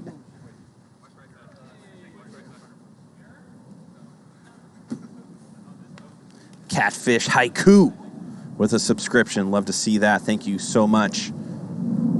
Anytime there's a new subscriber, we're just going to use that to upgrade our production, no? Absolutely. What are some of the things that we need, GK? Some like telescopic lens that you can see the moon, or what's going on? The cameras, obviously. We're going to need to improve a little bit. CJ Peterson, line drive out to left field into the waiting hands of Jordan Keegan. He'll be the second out of the inning. The cameras that we originally implemented here at the stream look great in the daytime. Mm-hmm. Not as good in low light conditions. We've done a lot here at the field to try to brighten things up, but because of residential zoning restrictions, we can't have big towers in center field to bathe the entire stadium in light. So I'm sure some of our new viewers noticed that it's a little bit dark in center field. Get some newer, better cameras, some more lights. You can brighten up the broadcast a little bit for that, and that costs money. Let me ask you a question, GK. Do it. With the resources we have and what we could do on this field, 1 to 10, 10 being great, where do you feel like we're at with what we got? I think, you mean our full potential? Where are we at for our full potential? Yeah, like right now. We're at around 5. Okay.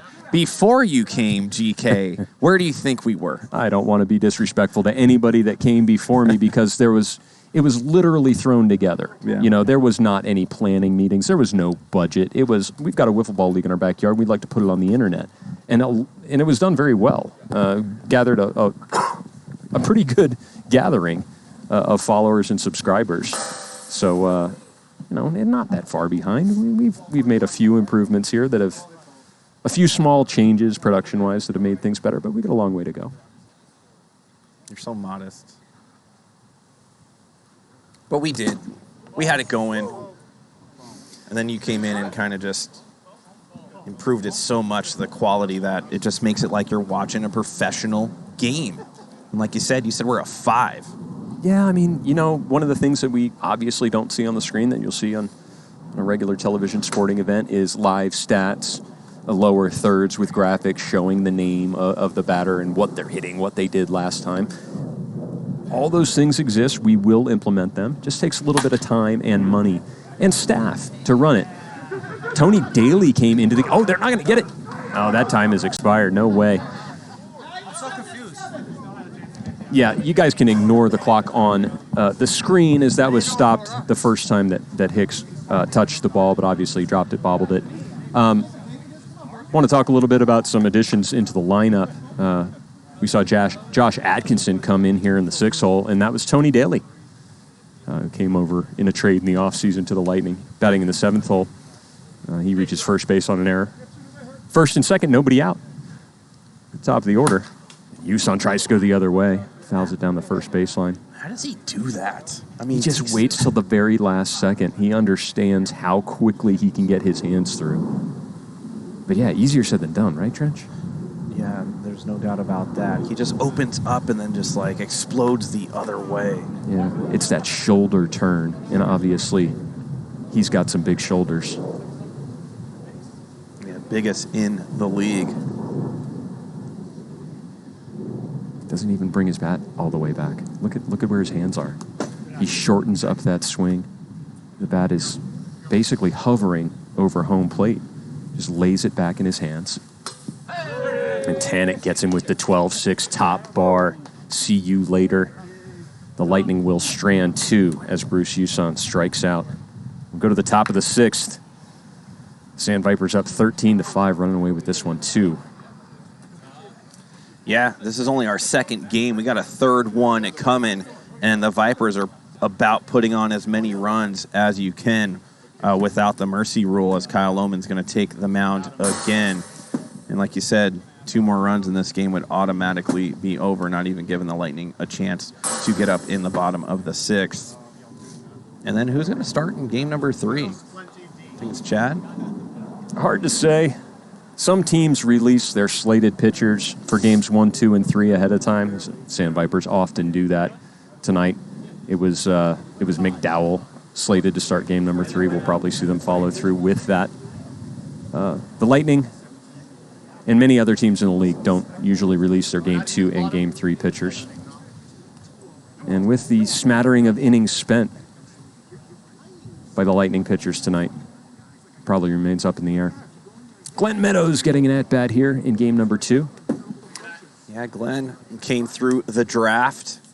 Good pickup for the Vipers when they need him as a utility player. And he's a little bit sneaky. Yeah.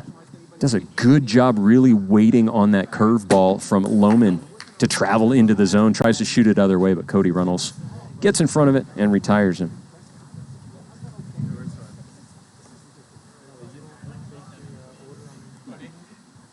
Getting ready to move. And Lohman will bring that in. Little pop-up for the second out of the inning. That was Who was that? Who got up there? That at-bat was over so fast. Is that Glenn? No. Glenn got out, and then somebody else got out, and then maybe they left the field. Michael Dean's up at bat. Vipers once again expanding the amount of players that they're batting. I think it might have been Dustin Flinty. Flied out there. And then they got Michael Dean here in the 9-hole.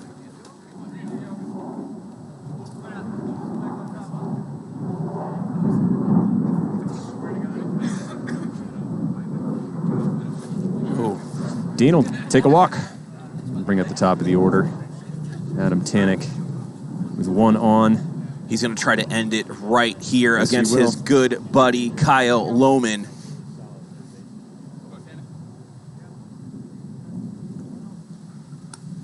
Down into the turf, ball one. Kyle doesn't want to be the one to give it up to Tanek right here, but I'm going after him. If he hits it over the fence, so be it. Obviously, the wind not helping out Lohman's case as Tanek swings and misses. Yeah, hard to tell up here in the booth, but I feel like the wind's blowing dead straight out center field. Does not want to lay one into him. Oh. 57. Being very disciplined at the batter's box right now is Lohman. Uh-oh. Runnalls gets in front of it. He's going to have time. Yeah. Oh, hold on. Let's check the watches. I don't know. It looked like it might have caught. First base umpire Trevor Bauer says safe. It says 5-1-1 on the watch behind. Buck Burner on third base concurs. That was over 5 seconds. If I'm Josh Atkinson, I'm going way to the right. Hicks is going to pop to the left if he can, if Lohman throws a hanging curveball. Yeah, if I was Runnalls, I'd be playing between first and second base here. Yeah, I don't like the defensive alignment right here. Hicks, obviously, dangerous to all fields, but with all that room and right, he's going to be trying to go that way.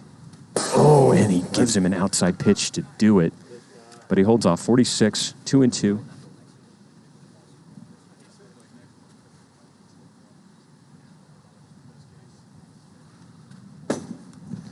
Fills the count. Lohman walks right here. You're probably going to see Chad come in with the bases loaded. Swung on. Great pitch by Lohman. Could have easily been swung and missed at by Justin Hicks. Holds off. Base on balls. Bases are loaded. Kyle Lohman out of the game. Chad Phillips looks like he's wearing a sheepskin rug. He's going to come out to the mound. They're going to have a little bit of a discussion. Looks like it's going to be Dennis O'Brien. Okay. A rook coming out there in a big spot. He's got to do something fast and furious. Otherwise, this game is going to be over. O'Brien picked up in the draft by the Lightning. Dennis brought his own team out to the Challenger tournament this winter. Got some good reps, got some good looks. Looks like O'Brien, he was out there throwing BP to his squad before, and I swear he threw 30 strikes in a row. Is that what he does out there? They weren't very fast. They were BP pitches, but they were all down the middle. That's a problem. Might be.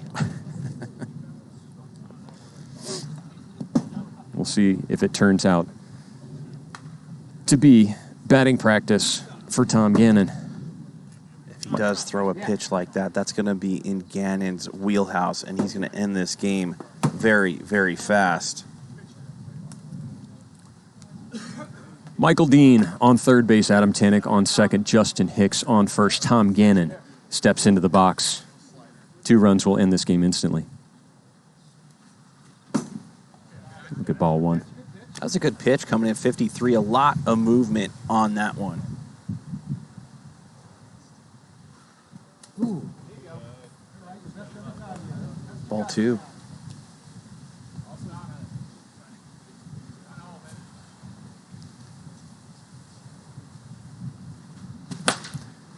Off the hands. Will it stay in play? Lohman is going to throw it away. Game over. That's going to end the ball game.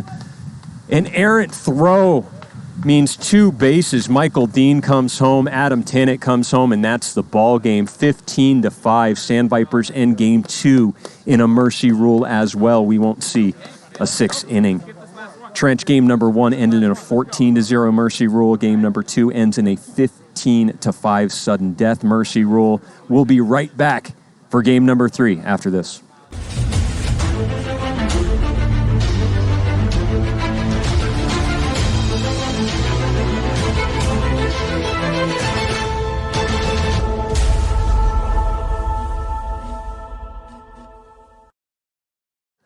Right back out here at Hideaway Field. I'm Greg Kelly alongside Trench Pacone. Games number 1 and 2 in the books between the Sandvipers and the Lightning. Sandvipers won game number 1, 14-0, mercy rule. They won game number 2, 15-5, mercy rule. What are we seeing out of the Vipers right now? Just an offensive onslaught with some of their new players. Tannick is locked in. Tavano the rookies are doing really well. Tom Gannon, he's out there doing what he does. And what are some of the adjectives you use for a team that is constructed this way? Juggernaut. Goliath. Force of nature. Everyone in the PLW looking up at the Sandvipers right now. I mean, when you're batting 9, that means you're just smashing teams. Of course. So, he's making some moves, putting PLW on alert. The Lightning, aren't up there in the rankings or standings, so this isn't unexpected too much. Sure. But the mercy rules 2 in a row does hurt. And as far as morale, the Lightning, the Vipers caught lightning in a bottle, and they're putting it in the freezer and telling them just to go home early. As Adam Tannick up to bat right now. It'll be Devlin Daniel taking the mound for the Lightning here in game number 3. Ready to get underway.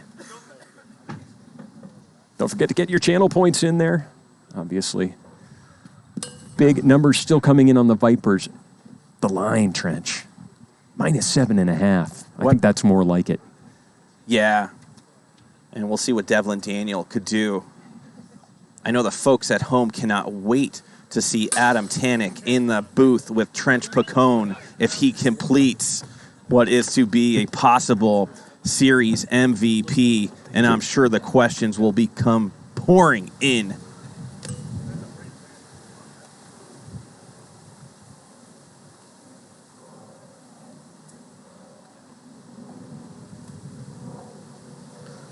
Screwball. And that's going to put him right in the booth as series MVP. And Noob's asking, can we get a poll? Was Trench holding back the Vipers? I don't know. I won a championship with them, pitched really well, did what I did in the box, played great defense, and we started the season 7-2. Of course not. Come on, Noob. Pretty sure he's just playfully ribbing you, Trench. Of course, we're just going to say it out loud as Hicks. Good play by O'Brien. Runnalls going to eat it over it too, but let's talk about that play by Dennis O'Brien, understanding that you make yourself big and get yourself in front of that. Goes down to his knees, spreads his arms, just lets that wiffle ball carry him off. Spreads his wings. No, I know, but there's a lot of new people in the chat that don't know of, the Trench Viper legacy, So we got to just let them know. Tom Gannon with 1 on, 1 out. That I used to be a somebody. I could have been somebody, Charlie. Could have been a contender.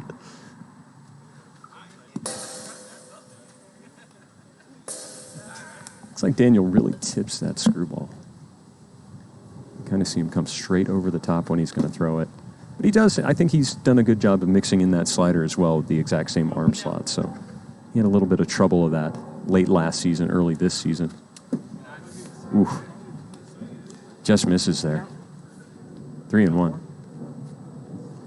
If there was one highlight as my exit as a Viper, is I pitched a complete game shutout against the Cajuns to end my career as a Viper. So kind of felt good about that. What a great performance it was. Quite shocking, obviously, to hear that trade announcement, and even more shocking that you were the one who read it right here in this booth. Tom Gannon will reach first base. on a base on balls. It'd be a lot less shocking, I guess, if I wasn't one of the main commentators as well. And an OG. Oh, of course, yeah. Original pioneer up there on the Mount Rushmore of PLW. As the wind's gusting in, flurry-like. I mean, I feel like that Mount Rushmore has got to be Tannic, Trench, Chad. Oh, yeah. Up there. Like the main big faces for sure. Then maybe just the smaller versions or the... you got to put Kyle in there. You got to put yourself, the Villas, all those guys, man, have been... You got to remember, there was a season 0. There was guys doing... we went after that Guinness World Book of Record, played 30 hours straight. Of course. Devlin Daniel, as he did in game number 2, has walked out back-to-back based on balls. Will end his outing. Jake Purdy will come in relief. The Vipers have, again, loaded the bases. There is only one out. You were just talking about Mount Rushmore, and then the bases are loaded in a minute. Hey, look, Tony Daly down there for the Lightning. Always good to see Tony. Thanks, Tony. Has there ever been a series with 3 mercy rules? I don't think I've ever seen one. I can't remember one. If I did, it would have to be like a Legends and the Ones team doing it to another team. I can't remember it either, but this you guys might be watching history right here at Hideaway Field, and you definitely don't want to be on the bad side of that history, as there's only one out, bases loaded, and the Sandvipers immediately trying to tack on a bunch of runs.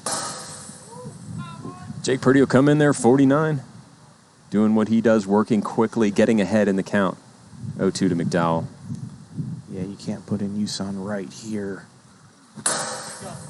Swing and a miss. McDowell will strike out. 2 straight pitches, bringing Jordan Keegan. The Lightning are going to shift their defensive arrangement. They'll have to do this 3 times.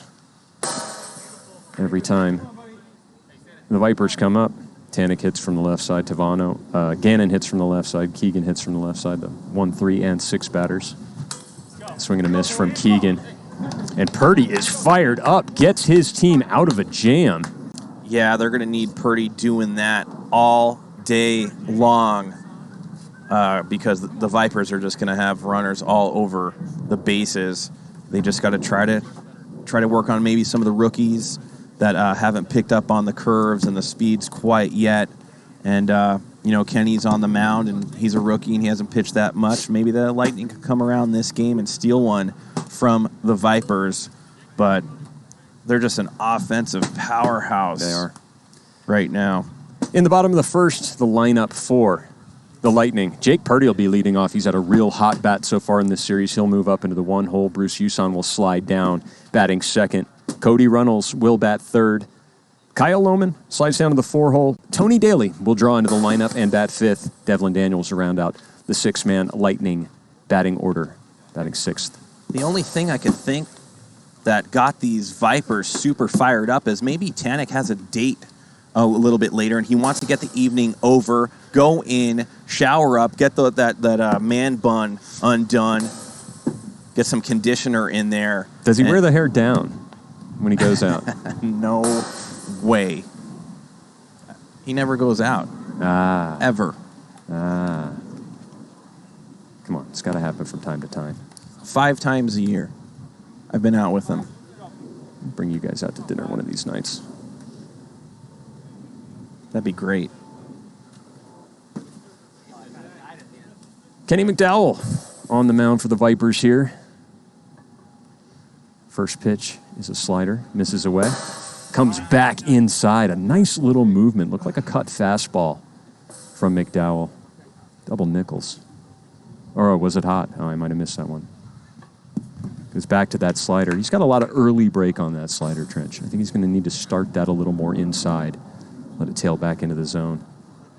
Throws a lollipop to Purdy. They're going to have to find a pitcher on their squad, though. You have Gannon, you have Tannic, and then who do you got after that as a pitcher? Hicks could throw some balls for sure. Yep. And then they're going to work on Kenny right here. They're going to have to develop McDowell. A little bit of inside out or outside in movement there. A little bit of a screwball drop from McDowell. Obviously, under the tutelage of Tom Gannon. Yeah, and the truth is, you know, sometimes people have it and sometimes don't, but McDowell was a pitcher in his career, so I can't imagine more than another couple weeks before this dude is throwing some nastiness. He needed to throw a get-me-over pitch there, and he did exactly that. Full count to Huson. He's going to miss inside. That slider didn't slide. It hit Huson. That'll do it. Back-to-back walks. That'll be the end. A very short outing for Kenny McDowell. Now they got to face Tom Gannon 6 innings possibly. Remember, they had a short outing in that mercy rule, and now Gannon, who is their ace, coming in. Yeah, Gannon's got all of his innings left to pitch in this game, unless it goes to extra innings. Many extra innings. I think he's only got 1 inning pitched, I believe. So Tom Gannon, the lefty, will step in. Gannon's going to feature regularly 6 to 7 different pitches throughout a game. He can throw almost 11, maybe 12. Again, been working on a pitching tutorial, which is nearly ready for release. Yeah, I saw some of that action, and man, I don't know how he does it, but he just has an array of pitching. He's been at it for a while. Gannon will be the first one to tell you that he didn't have a whole lot of success playing baseball as a youngster. Moved to wiffle ball, which is very prevalent up in the Northeast New England area where he hails from. Moved to Las Vegas specifically to play wiffle ball here in the PLW. Come inside to Cody Runnalls for ball 1. Lightning have 2 on, nobody out. Cody Runnalls could break this open. Finger change. Will miss the strike zone low. 2-1. That could be the only Achilles heel that the Vipers have, is if Gannon has a bad performance in Game 1 as a Game 1 starter, and then Tanek has to come in relief, and he has trouble, then they're going to have difficulty with that third pitcher.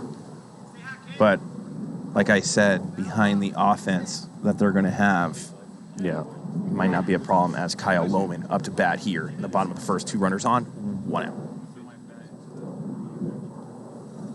Gannon coming in and changing speeds very well in that last at-bat against Runnalls.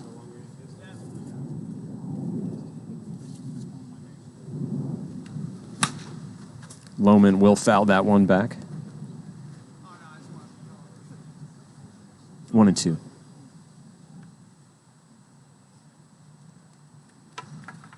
There's that drop ball.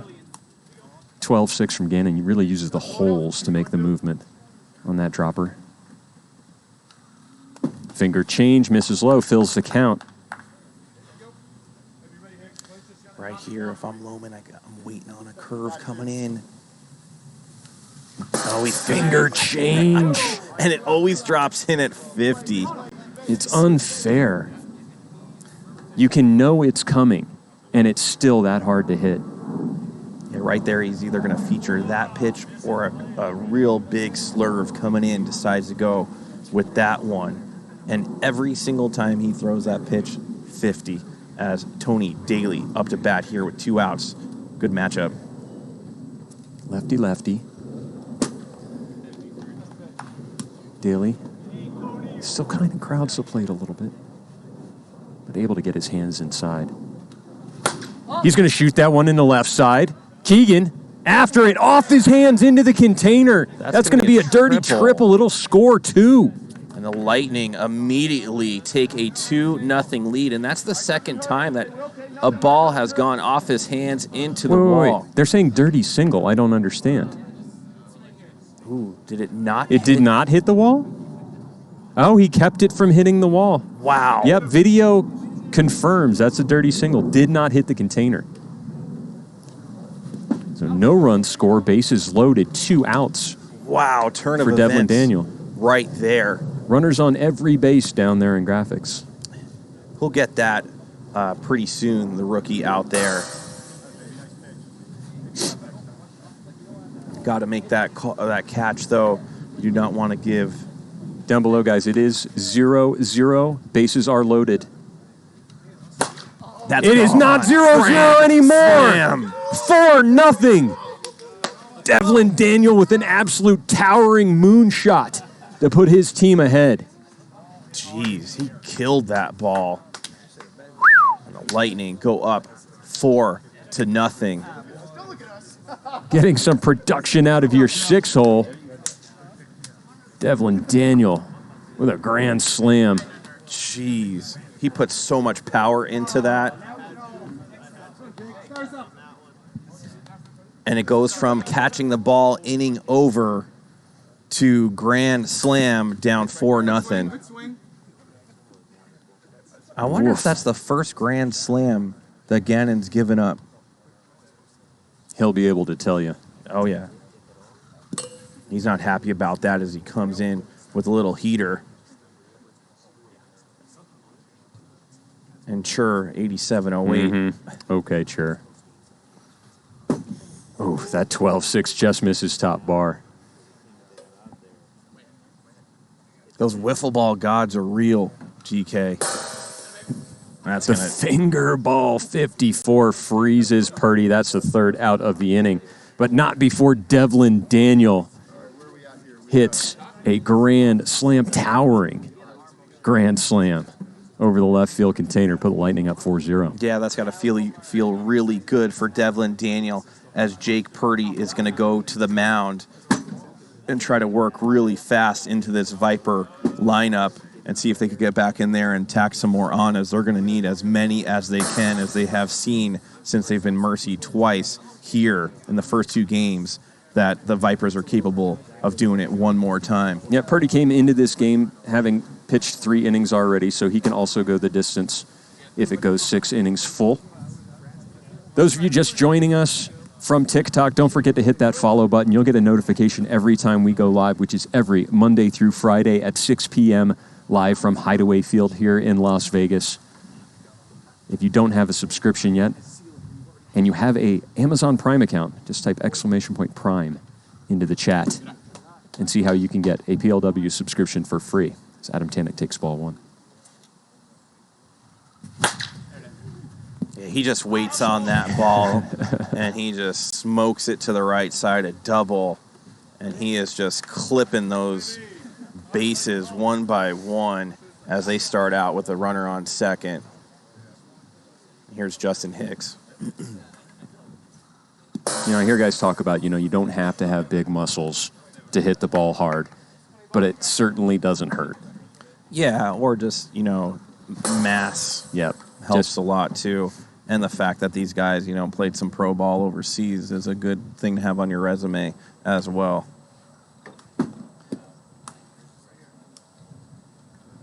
The Vipers aren't going to only score 3 or 4. So they're not too worried being down 4-0 here just in the top of the second. Yeah. And just being able to say that, what you just said,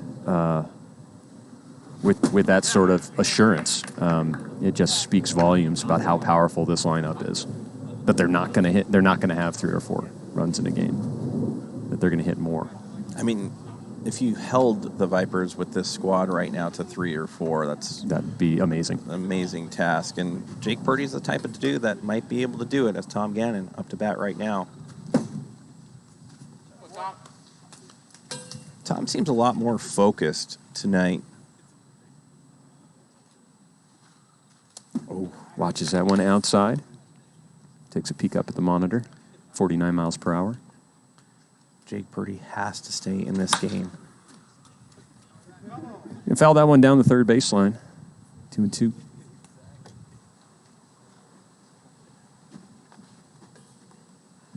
Silly zipper. You'll love it. Oh, yeah, I read that. Purdy strikes out Gannon. Sorry, sometimes you guys in the chat distract us with your comments. Hilarity. Mark Tavano looks at ball 1 outside. Runner on second. 2 outs. ball inside. Devano showing good patience. He's going to step out of the box. It's Purdy steps off the rubber. He's going to have a quick conversation with Cody Runnalls. And then he'll toe the slab. Devano steps back in. Here's the 2-1 pitch. Swung on and missed by Devano. 2-2. Jimmy, get in here. Jim, 3 strikes in American. 3 strikes in American wiffle ball. 2 here. And there it is. Jake Purdy, when he steps laterally off that mound, he's going to throw you that dropper right into the pan. Freezes Devano. He struck out 3 in a row there to end the inning. Good performance by Jake Purdy, as you said, Trench. If there's anybody on this squad who can do it, it's Jake. It's got to be him. And honestly, if the Lightning did hold on and win this game, it would really just be a confidence booster for the Lightning going into their next series. And honestly, I feel like the Vipers would feel like they just lost the series if they lost this game. Yeah. Might take a little bit of wind out of their sails. Post-game celebrations at the hot cocoa joint down the street might not be as boisterous. Yeah, I mean, if you could get a few runs on Gannon, Tanek hasn't been as good as he normally has in past seasons. There might be some hope for getting into the Vipers' heads, but like I said, these 2 Mercy games really showcase into PLW Nation what the Vipers are all about. Without a doubt. 1-1 to Huson. Watch the first 2 balls. Inside, 2-1.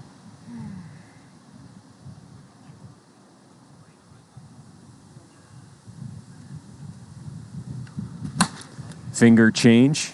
Huson gets a bat on it, fouls it. He was ready for it, too, and that's why he is so upset at that swing, is he had it mapped out. Now he's going to have to face it one more time. Oh, the 12-6. Yeah, that's like a different type of 12-6. That's one of the... it's a dropper. Yeah, it's like a dropper. It's his nastiest pitch in his arsenal. He doesn't use it very much because it sometimes comes up a little bit short like it did, but Huson went after it. But it's very difficult not to swing at that pitch. Yeah, the terms 12-6 curveball and drop ball sometimes used interchangeably, but I think here in Wiffles, the 12-6 more refers to that over-the-top tumbling motion, whereas when you're using the holes of the wiffle ball to drop down like that, we'll call it a dropper. Finger change, up into the air, will it carry? Oh, again, Keegan having trouble with wiffle, and that's normal. You're going to see that kind of adjustment. The wind, it's not making his life easy out there as a rookie in the outfield. Yeah, but wiffle ball gods are waking up one more time, and they immediately look like they change sides, and Michael Dean goes out there, who is more of an experienced defender. They're just going to flip-flop. They're going to send Keegan out to the gap in right center. Dean will go to the container in left. Glenn Meadows is drawn into this game defensively for the Sandvipers, playing third base. Yeah, he's getting lit up in the chat.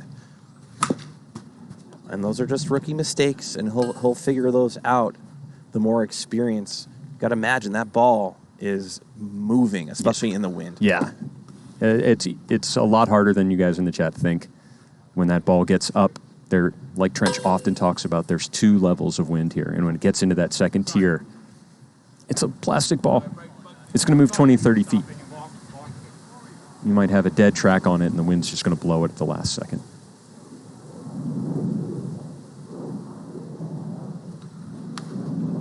Finger change. Come inside on Lohman, hit him in the shoulder.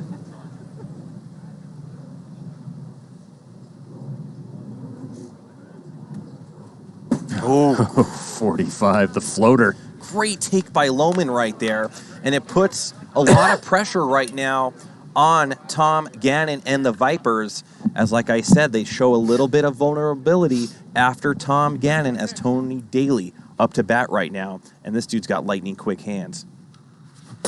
Ooh. So quick that he was in front of that. Tom Gannon gets him with the finger change. Going to that pitch a lot more. It's very in vogue in PLW right now to have that pitch. You'll see it from Andrew Leday, another lefty in the PLW. That and the knuckleball. Everybody wants to throw a knuckleball these days. Yeah, I mean, they're watching Billy Santawan on the Vaders just have complete game after complete game as Gannon aces daily right there. As Devlin Daniels going to get up to bat, who already powered over a grand slam. He's got 2 runners on, 2 outs. He's going to see Gannon again here. We hit that. Oh, man. He was trying to hit a 3-run shot. Gannon understands that, gave him a little bit of highness right there. Got to get him in the jam session. There's that pitch. And it does dip a little bit low to bring it to 1-2.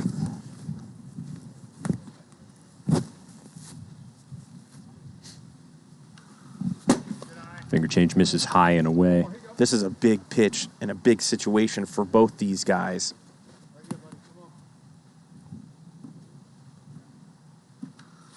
Oh, he gets him. Puts him in the dirt for out number 3. No damage done. We're going to go into Top of the third. top of the third. Temperature dropping here at Hideaway Field. I often joke about there being something like 7 or 8 different seasons in Las Vegas. We have winter. Yeah. It's long. It's cold. Then we have full spring. Yeah. Then we have second winter. Yeah. Then we have false spring. And I think fall spring was last week. Yeah. Now we're back to the last week of winter, and then actual spring will follow that. Yeah, I think there's going to be one more false spring that happens later in March. But definitely after that, it is spring season for about 2 weeks, and then you get in your car and that little metal buckle hits your arm, and you have to go to the ER for third-degree burns. There's no getting around it, no matter how long you live in Las Vegas. The summers are absolutely brutal. For those of you in the chat who visit Las Vegas and you do it exclusively in the summer, you are doing it wrong. Get out here in the spring and the fall. It's absolutely gorgeous. Tank 55. Double nickels. Kenny McDowell going to go down looking on a strikeout as the rookie Jordan Keegan up to bat right now. He needs to get this bat going. And that's going to roll over. Ooh, a lot of spin on that. Riley. And he turfs it. And after the wiffle ball gods went and took a little nap, they're going to wake up immediately. That could have been out number 2, but instead now Adam Tannick up to bat, 1 runner on, and he is laser focused. Did that hit the turf first? Yeah, it hit the turf. It might have been late even if it had made it. A lot of spin on that ball. Slowed it down. Changed directions. Riley had a tough time coming up with it. Oh. Good cut by Tannick right there. That bat looks so little in his hands. 54, heart of the pan. Purdy. Man, he's dealing, Trench. 1, 2, 3, 4, 5, 6. That's his 7th strikeout. Yeah, I mean, that's what he does. The Vipers have always had a tough time against Purdy. He just hits that strike zone in places that the Vipers can't quite get around. Very efficient. And right as I say that, he's going to step off. Yeah, he knows how important this pitch is. He does not want to give up a run. Tank 56. He wanted to walk to the dugout, but he's going to have to retrieve another wiffle ball. 2-2.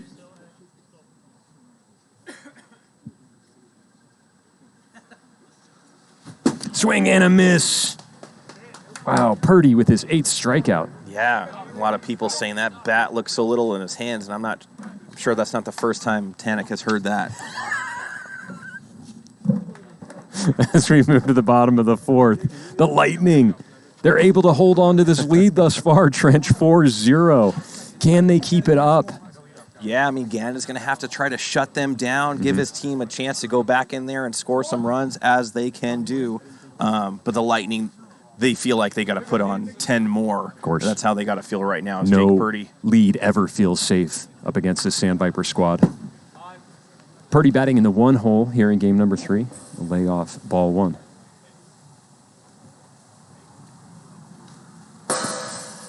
53 from Gannon. You hear that telltale pop as his finger comes out of the wiffle ball. 1-2.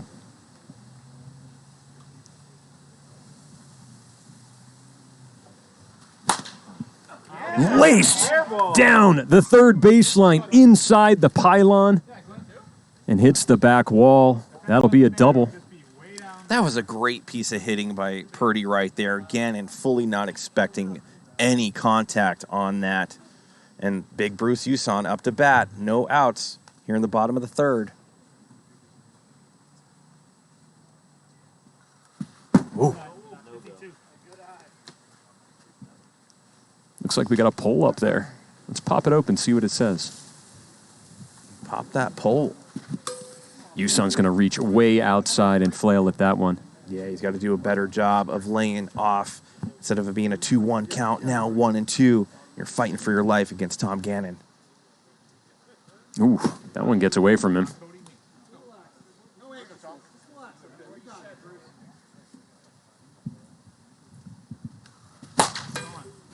Laced.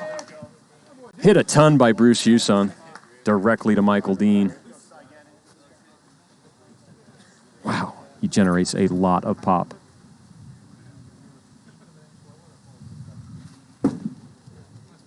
Cody Runnalls steps in. 1 on, 1 out. Oh. Yeah, get me over pitch right there. Good slider from Gannon. I love that pitch he has. He just kind of just flails it in there. Yep. Count goes to 1-2. Here it is, hit it. Runnalls will foul that drop ball down in the turf. Stays 1-2.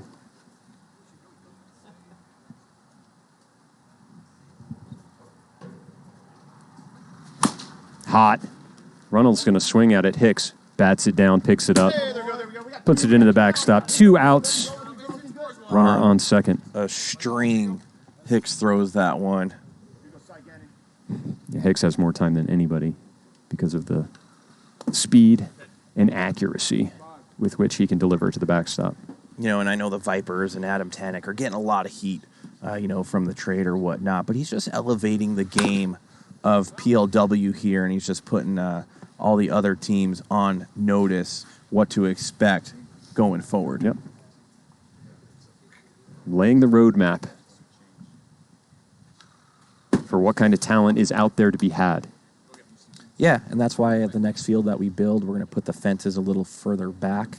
The talent level is just going to increase, so that means the batting is going to increase as well. Gannon will get Lohman looking there for the third out of the inning. The Lightning threatened with Jake Purdy being over there on second base and in scoring position, but he is left stranded.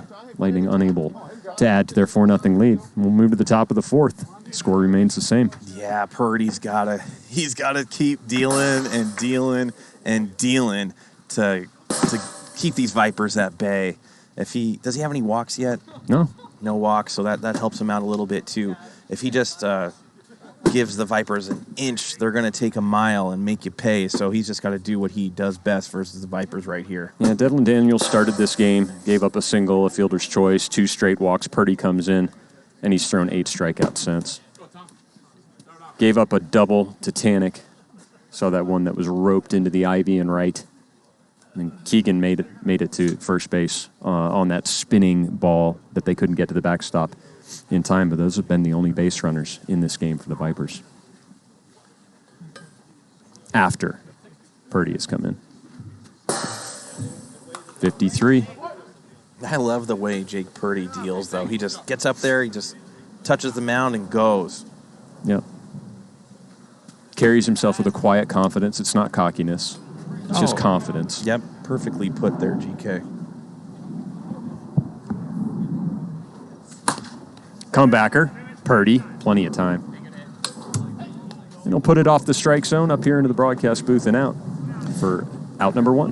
What having a lineup that the Vipers have is telling the rest of PLW Nation is you better have some aces on your team, because if you're putting in some mid relievers or guys that might not be able or shouldn't really be on the mound as a starter, we're just going to tattoo the ball out there. And like I said, no disrespect to any of these guys. They're all my friends. They're all my buddies. But you got to be an ace against the best. Of course. This is the Premier League trench. And when we started out, there's a lot of guys on teams either known through friendship, known in other circles. And if they're going to play, they're going to play with their friends on their team. We might be seeing a new era ushered in here. 100%. I think what Tanek did by removing me from the Vipers is to just showcase that this is exactly what needs to happen. So you need to, obviously me and Tanek go way back, and we're like brothers, and we helped grow this league and stay up till 3 in.the morning talking about wiffle ball and what we need to do as Purdy strikes out another Viper. Jeez, 1, 2, Keep counting. 3, 4, 5, 6, 7, 8, 9 strikeouts through 4 for Jake Purdy. He goes 1, 2, 3 in that inning, ground out, strikeout. Yeah, but just to keep going on kind of what I was saying is, founders, brothers, but the product that we're trying to put out there, like you said, is premier. And you have to have premier guys out there that played some premier ball in their life, and it translates over here into wiffle ball. But not invincible as they currently trail the Lightning 4-0. Jake Purdy throwing an absolute gem. Tony Daly steps into the box. Did it hit his bat? Tony Daly stands way up front and close. He does, but he turns on it in a jiffy. Mm-hmm. Certainly seen other batters in this league have success. He's almost in the green. Look how far forward he stepped. Daring Gannon to throw it in. Has to throw it. Oh. Ooh, that one nearly gets away from Tabano. He's not happy with the throw, but it is an out. Bird is right. The Lightning need this. And I am Jake saying, GK, do you have any other podcasts or live shows that you do? I don't have any time, Jake B. If one of these days, PLW grows to a point where I can have a staff working underneath me, maybe I could carve out some time for that. But right now, it's PLW all day, every day. A lot going on from the moment we wake up in the morning. Doing the broadcast tonight is almost like overtime. All night long, good pitch by Gannon, double Nichols versus Devlin Daniel. All night long, I see everybody up, chatting away, talking about. I mean, there's not a PLW player that I had to remove myself from a bunch of the chats just because I had to get to a point where, you only have so much bandwidth and so much mental energy you can dedicate towards something, and just had to say, okay, well, some of these have to take priority over the rest. But there's still a few fun ones that I'm in from time to time. No, of course, you throw some stuff out there that is pretty entertaining as Purdy goes down 1-2 in the count here. And it looks like Gannon's just dealing as well. Other than that one pitch to Daniel, these guys are going back and forth. A 1-2-3 inning for Gannon. We barely had a 1-minute conversation there, and that half inning was over. Strikeout, strikeout, strikeout. I believe. Was it 3 strikeouts? I don't know. That's what I get. Wiffle ball moves so fast. You look away, have a private conversation for 1 second, you don't know what's happened. I do know that we're going to the top of the 5th, and the Lightning are still ahead 4-0. They have not won a ball game yet tonight. They're hoping to do so here in game number 3. They got mercied their first 2, 14-0 game 1, 15-5 in game number 2. But they're hanging on to a lead here. 4-0 is that grand slam by Devlin Daniel that got him started. Nothing much doing since. Yeah, they really, really needed that. Otherwise, I mean, honestly, if that ball was caught by actually Jordan Keegan, who's up to bat right now, and a dreaded dribbler right back to the pitcher, if that ball was caught by Jordan and it wasn't an error, that inning would have been over. Oh, yeah. Instead of Devlin was up with the bases loaded and obviously knocked one out, as Adam Tanek needs to get something going right now for his Sandvipers. And they put 3 outfielders out there. They want to try to stop that double. And if he did get that double, they don't want to give up a single and have him score. So they're really spraying their defenders out there right now. Oh, and he goes down once again on a nasty pitch looking. Hit the delay button.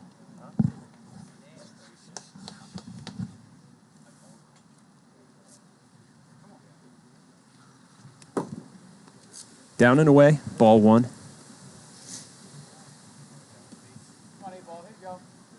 Go, Hicks. You don't have to do too much. 53. These guys are working fast. I know. Right here, right now. Good eye. Hicks struggled this game. Reached first base on a fielder's choice in the first, struck out his next 2 at-bats. Fouls this one off. Waited for the last possible second to get his bat around on that one. Does a good job to fend that off. 2-2 count. Roll over that one, foul. From the looks of it, it doesn't look like Purdy throws nasty stuff. Just wings it in there, and he does it quick. Very quick arm delivery. Not a big windup whatsoever. Deals from the stretch. Just cocks that right arm and flings in a lot of elbow action. Gone. 52 in there. And that's the end of the inning. These guys are working quick. There's ground out, strikeout, strikeout. Let's count them up, Trench. 1, 2, 3, 4, 5, 6, 7, 8, 9, 10, 11 How many for strikeouts. Gannon? I've got question marks here because I don't know, but he's got quite a bit as well. 1, 2, 3, 4, 5, 6, I think 7, possibly 8. I wonder if collectively this could be the most strikeouts for 2 starters. It could be. We had a couple of non-competitive games in games number 1 and 2, and game number 3 turning out to be a good one. Kenny actually started game number 3 and walked. Did he walk the first 2 batters? He did. He walked the first 2. And then Gannon came in, and what did he do? He struck out the first 2 he faced, gave up a base hit to Daly, and then Devlin Daniel hit the grand slam. Gotcha. So, yeah, other than that pitch, it'd be a 0-0 game. I have 1B next to Daly there, but that was the one that Keegan was unable to That's a hurry up here. Man, Hicks is good. Gosh, that's good. He makes it look so easy. I can guarantee to our viewers at home, it is not easy to turn around on a dime like that and fire the wiffle ball like a laser to the backstop. Into the wind, no rise on it. You know what I'm saying? Yeah. Sometimes you could airmail that one over the backstop as Cody Runnalls takes a strike on the outside 0-2. I don't want to be Justin Hicks' elbow in about 10 years.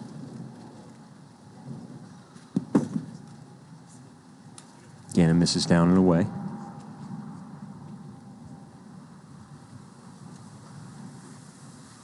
Oh, and the dropper just falls directly off the table.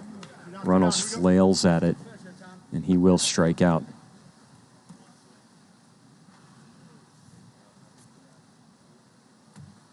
There you go. 2 outs here for Lohman. 2 down defense. Here we go.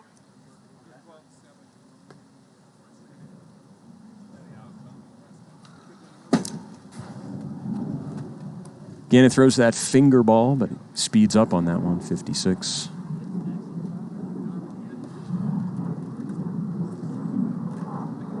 Slider misses up high.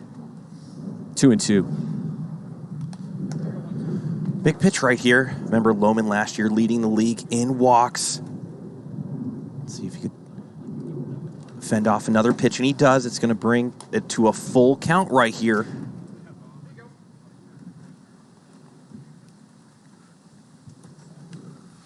Ooh.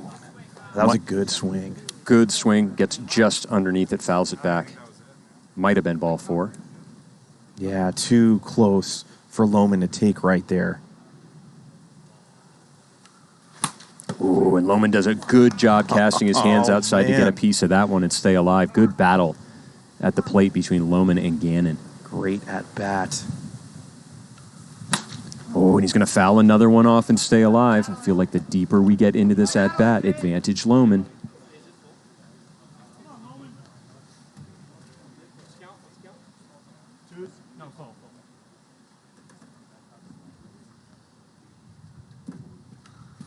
Ooh, fights another one off. This is great wiffle ball action right here if you're watching at home. Fights off another one. Yeah, that was ball 4. It was going to come in way inside, but it's hard to take that one.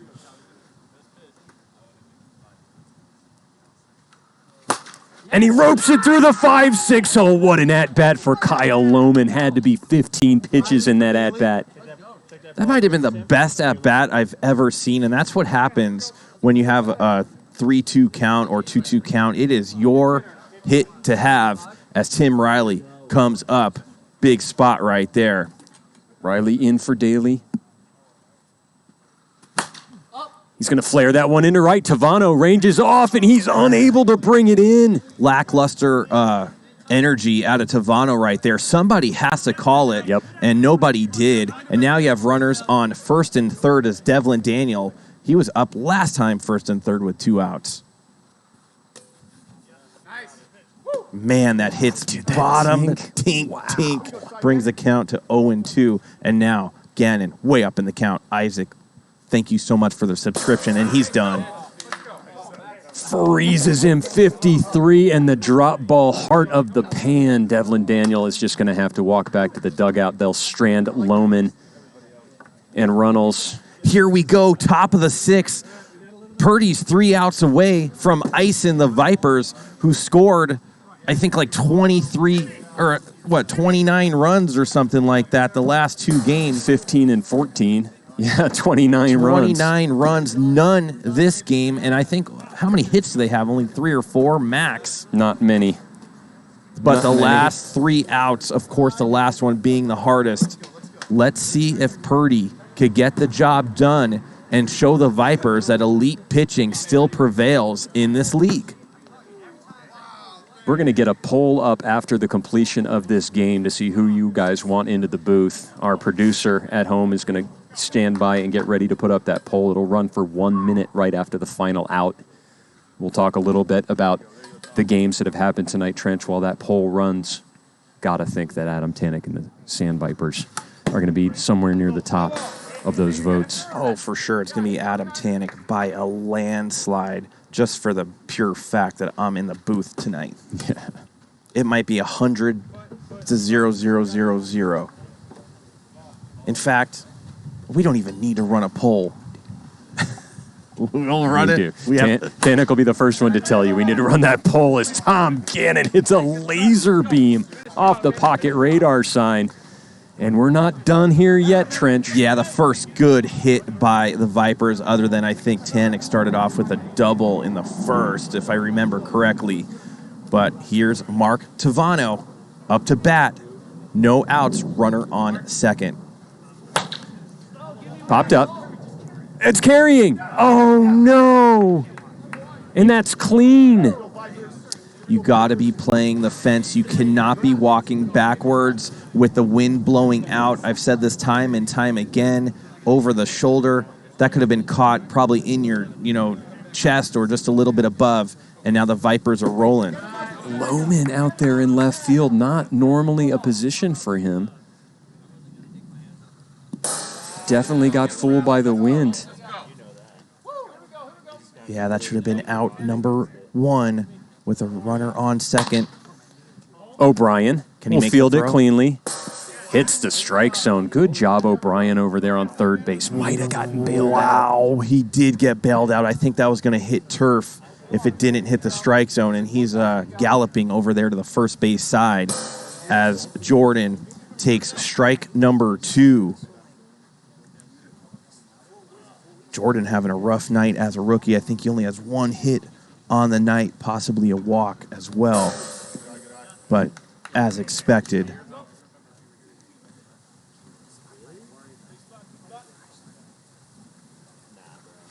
Swing and a miss. and he's going to go down on strikes, and Purdy is 1 out away, and he's going to have to face the Viper, who has struck out looking his last 2 at-bats as the defenders go 3 deep over there. He needs to go over there. Yes, he does. Oh, and that's gone. 2-run shot to make it 4-3 as the Viper doing what he does. Goodness. An 11th hour comeback in the works, Trench. A 2-run shot. Let's see. It's, I pointed right over there. I was like, hey, that's where that ball's going. As Justin Hicks is going to come up to bat, down by 1. Let's see what Purdy does right here. Good eye by Hicks there. Hey, here we go, Hicks. You and Tom. Loses him right there. A lot of pressure on Purdy. He cannot let off the gas, though. Uh-oh. And Tom Gannon on deck.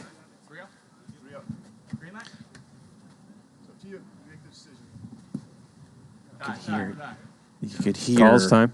Hicks saying green light. Purdy's going to come after him no matter what. You will not see a cookie. That's going to be a strike, and it's all going to come down to this full count. Who's going to win this battle? Is it going to be Purdy? Is it going to be Hicks? Oh, and Riley through his legs. It's going to get Hicks on base. Oh, that is so heartbreaking for the Lightning right there. That might have been out number 3.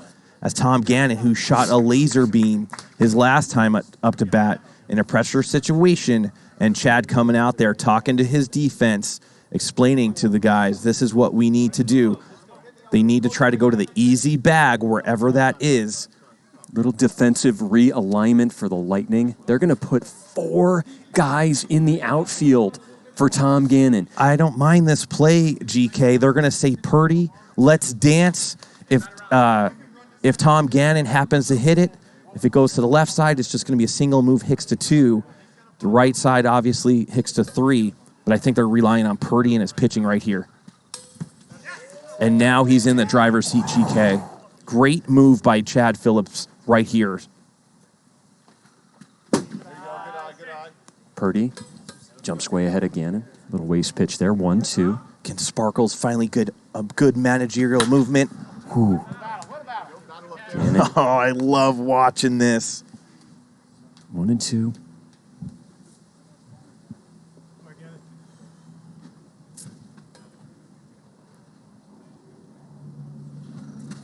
Ooh, fouls that one back. Stays 1-2. Purdy coming right after him. If I'm Purdy here, I'm going outside tink. Make him reach for it. Goes way outside. It'll even the count. 2-2. Lightning, 4 outfielders. Cody Runnalls stands alone at the second base side. And he'll have to get after it. Go to 2. Somebody's got to go to 2. No. The flip. Oh, it's over. It's not in time. You know, Runnalls doing a good job to get over there, and the smart play to flip it to Purdy. But not enough time as that one just dribbled down the first baseline. Ay-ya. Oh, man. I think the play there was for Purdy to go to 2 and then have Runnalls throw it to second. But, man, when it's happened so fast, sure. Purdy up in the count right now, 0-2. And that's going to end the game, and Purdy takes care of the Vipers. And they've done it. Let's get that poll up there. You got to congratulate Jake Purdy. Impressive performance with the Lightning. He struck out 11 in this game. That might have been his 12th right there. But obviously the story of the night, the Sandvipers taking game number 1, 14-0. Game number 2, 15-5. Post-game interview, let's pop it open so we can see who's in there. Adam Tanek on the top, Justin Hicks behind him, Tom Gannon, Jordan Keegan, or Jake Purdy. We'll let that run for a minute. Let's talk a little bit about these games that we saw here tonight. Obviously, the Sandvipers with their revamped lineup, rookies Jordan Keegan, rookies Kenny McDowell, Mark Tavano making an impact, but the core of Adam Tanek, Tom Gannon, Justin Hicks putting up run after run, mercying the Lightning in game number 1, 14-0. Jake Purdy's kind of running away right now a little bit with this poll. This is kind of what we expected a little bit. When the Vipers were facing subpar pitching, they put on an offensive powerhouse. Sure. When they faced elite pitching, they just became human again. So it really showcases how important it is to have you have to have aces all around on your team, more so than the offense. Trench, I'm not going to allow you to not interview Adam Tanek, so we're going to get Jake Purdy up here, and we'll have Adam follow him right up. Sounds good.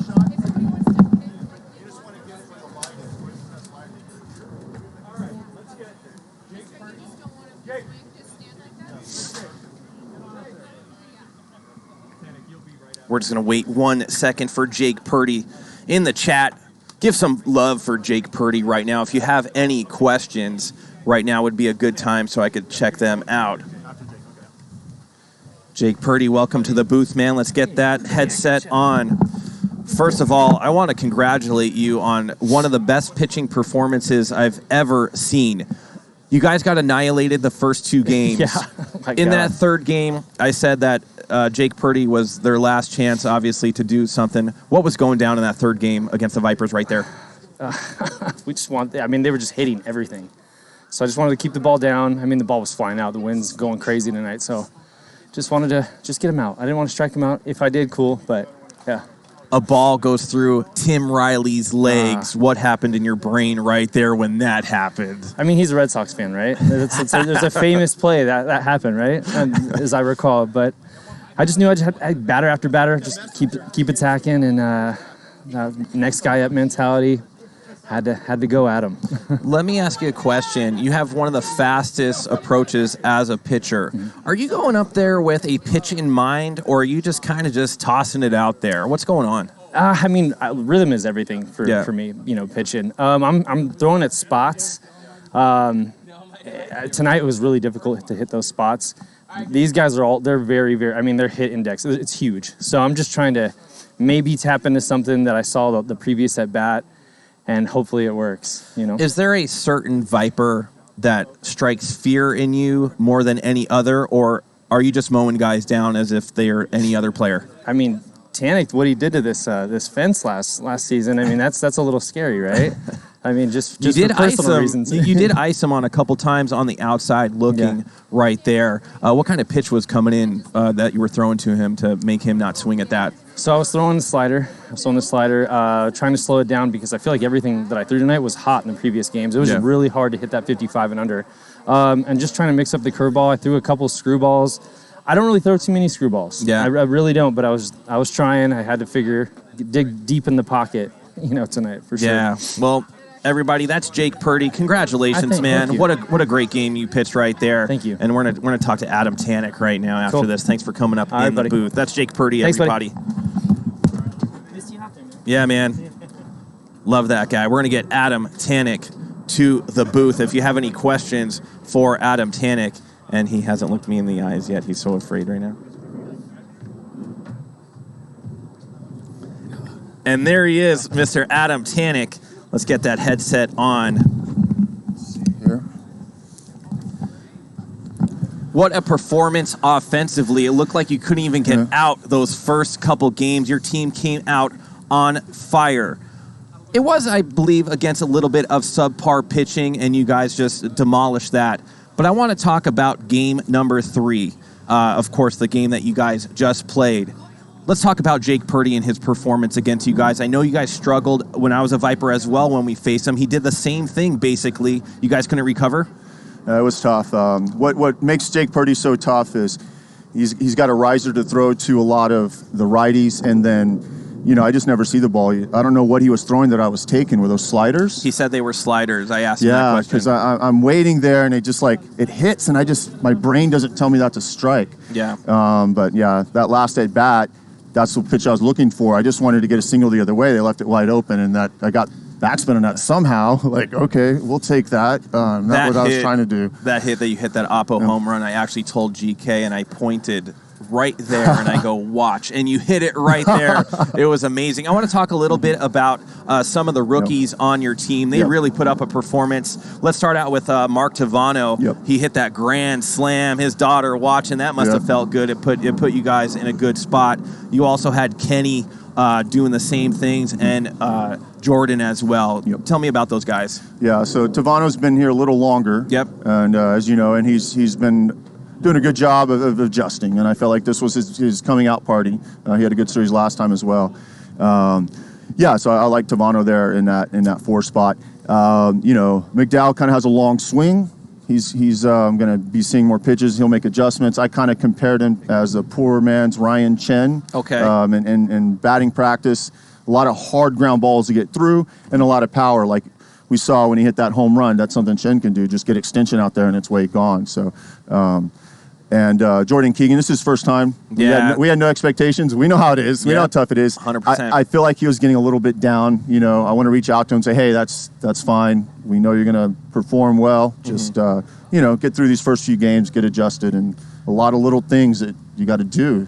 Absolutely. As a rookie mistakes happen. There was some stuff on defense, a couple plays or whatnot. Honestly, that was one of the best pitching performances that I've seen between two pitchers, between Tom Gannon and Jake Purdy, other than an error, unfortunately, by Jordan that that inning would have been over. The next batter, wiffle ball gods wake up. As we know, Devlin hits a grand slam. But you guys came back in the bottom of the top of the sixth. Was it almost got there? Almost got there. You know, Hicks was up there. He got 3-0. He kind of took that pitch. Yeah. If we can get a walk on Purdy, that could really change the tides. And then, what did he do? Base hit or error? Hicks? Yeah. I don't know. Yeah. Well, he got on base, and then what? Did he hit the one that went through Riley's legs right there? Maybe. That was that one. But anyhow, what a performance by your team. Just it really, you're getting a lot of heat, of course, with the trade of Trench, and you might only have one or two more Viper fans in the league.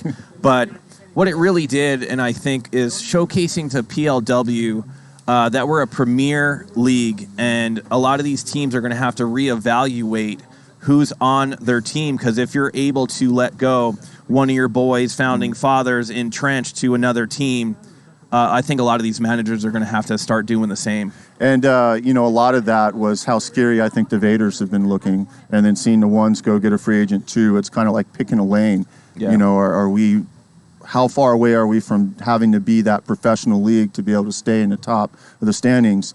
I feel like that's getting closer and closer, looking back at the draft with all the draft class coming in and all the rookies doing really well, with the new draft coming up as well. Teams are just getting stacked right now. Yeah, a couple more questions actually. With the exiting of Trench, who it was a decent pitcher for the Vipers, do you feel like you have to fill a little bit of a gap with you struggling just a little bit on the mound this year comparatively to seasons past? Yeah, I feel a little more pressure as well. It's just me and Gannon now. Yep. Kenny, it's going to take him a while to figure it out. Right. Keegan, the lefty, could pitch a little bit as well, but he has, arm issues for throwing something hard.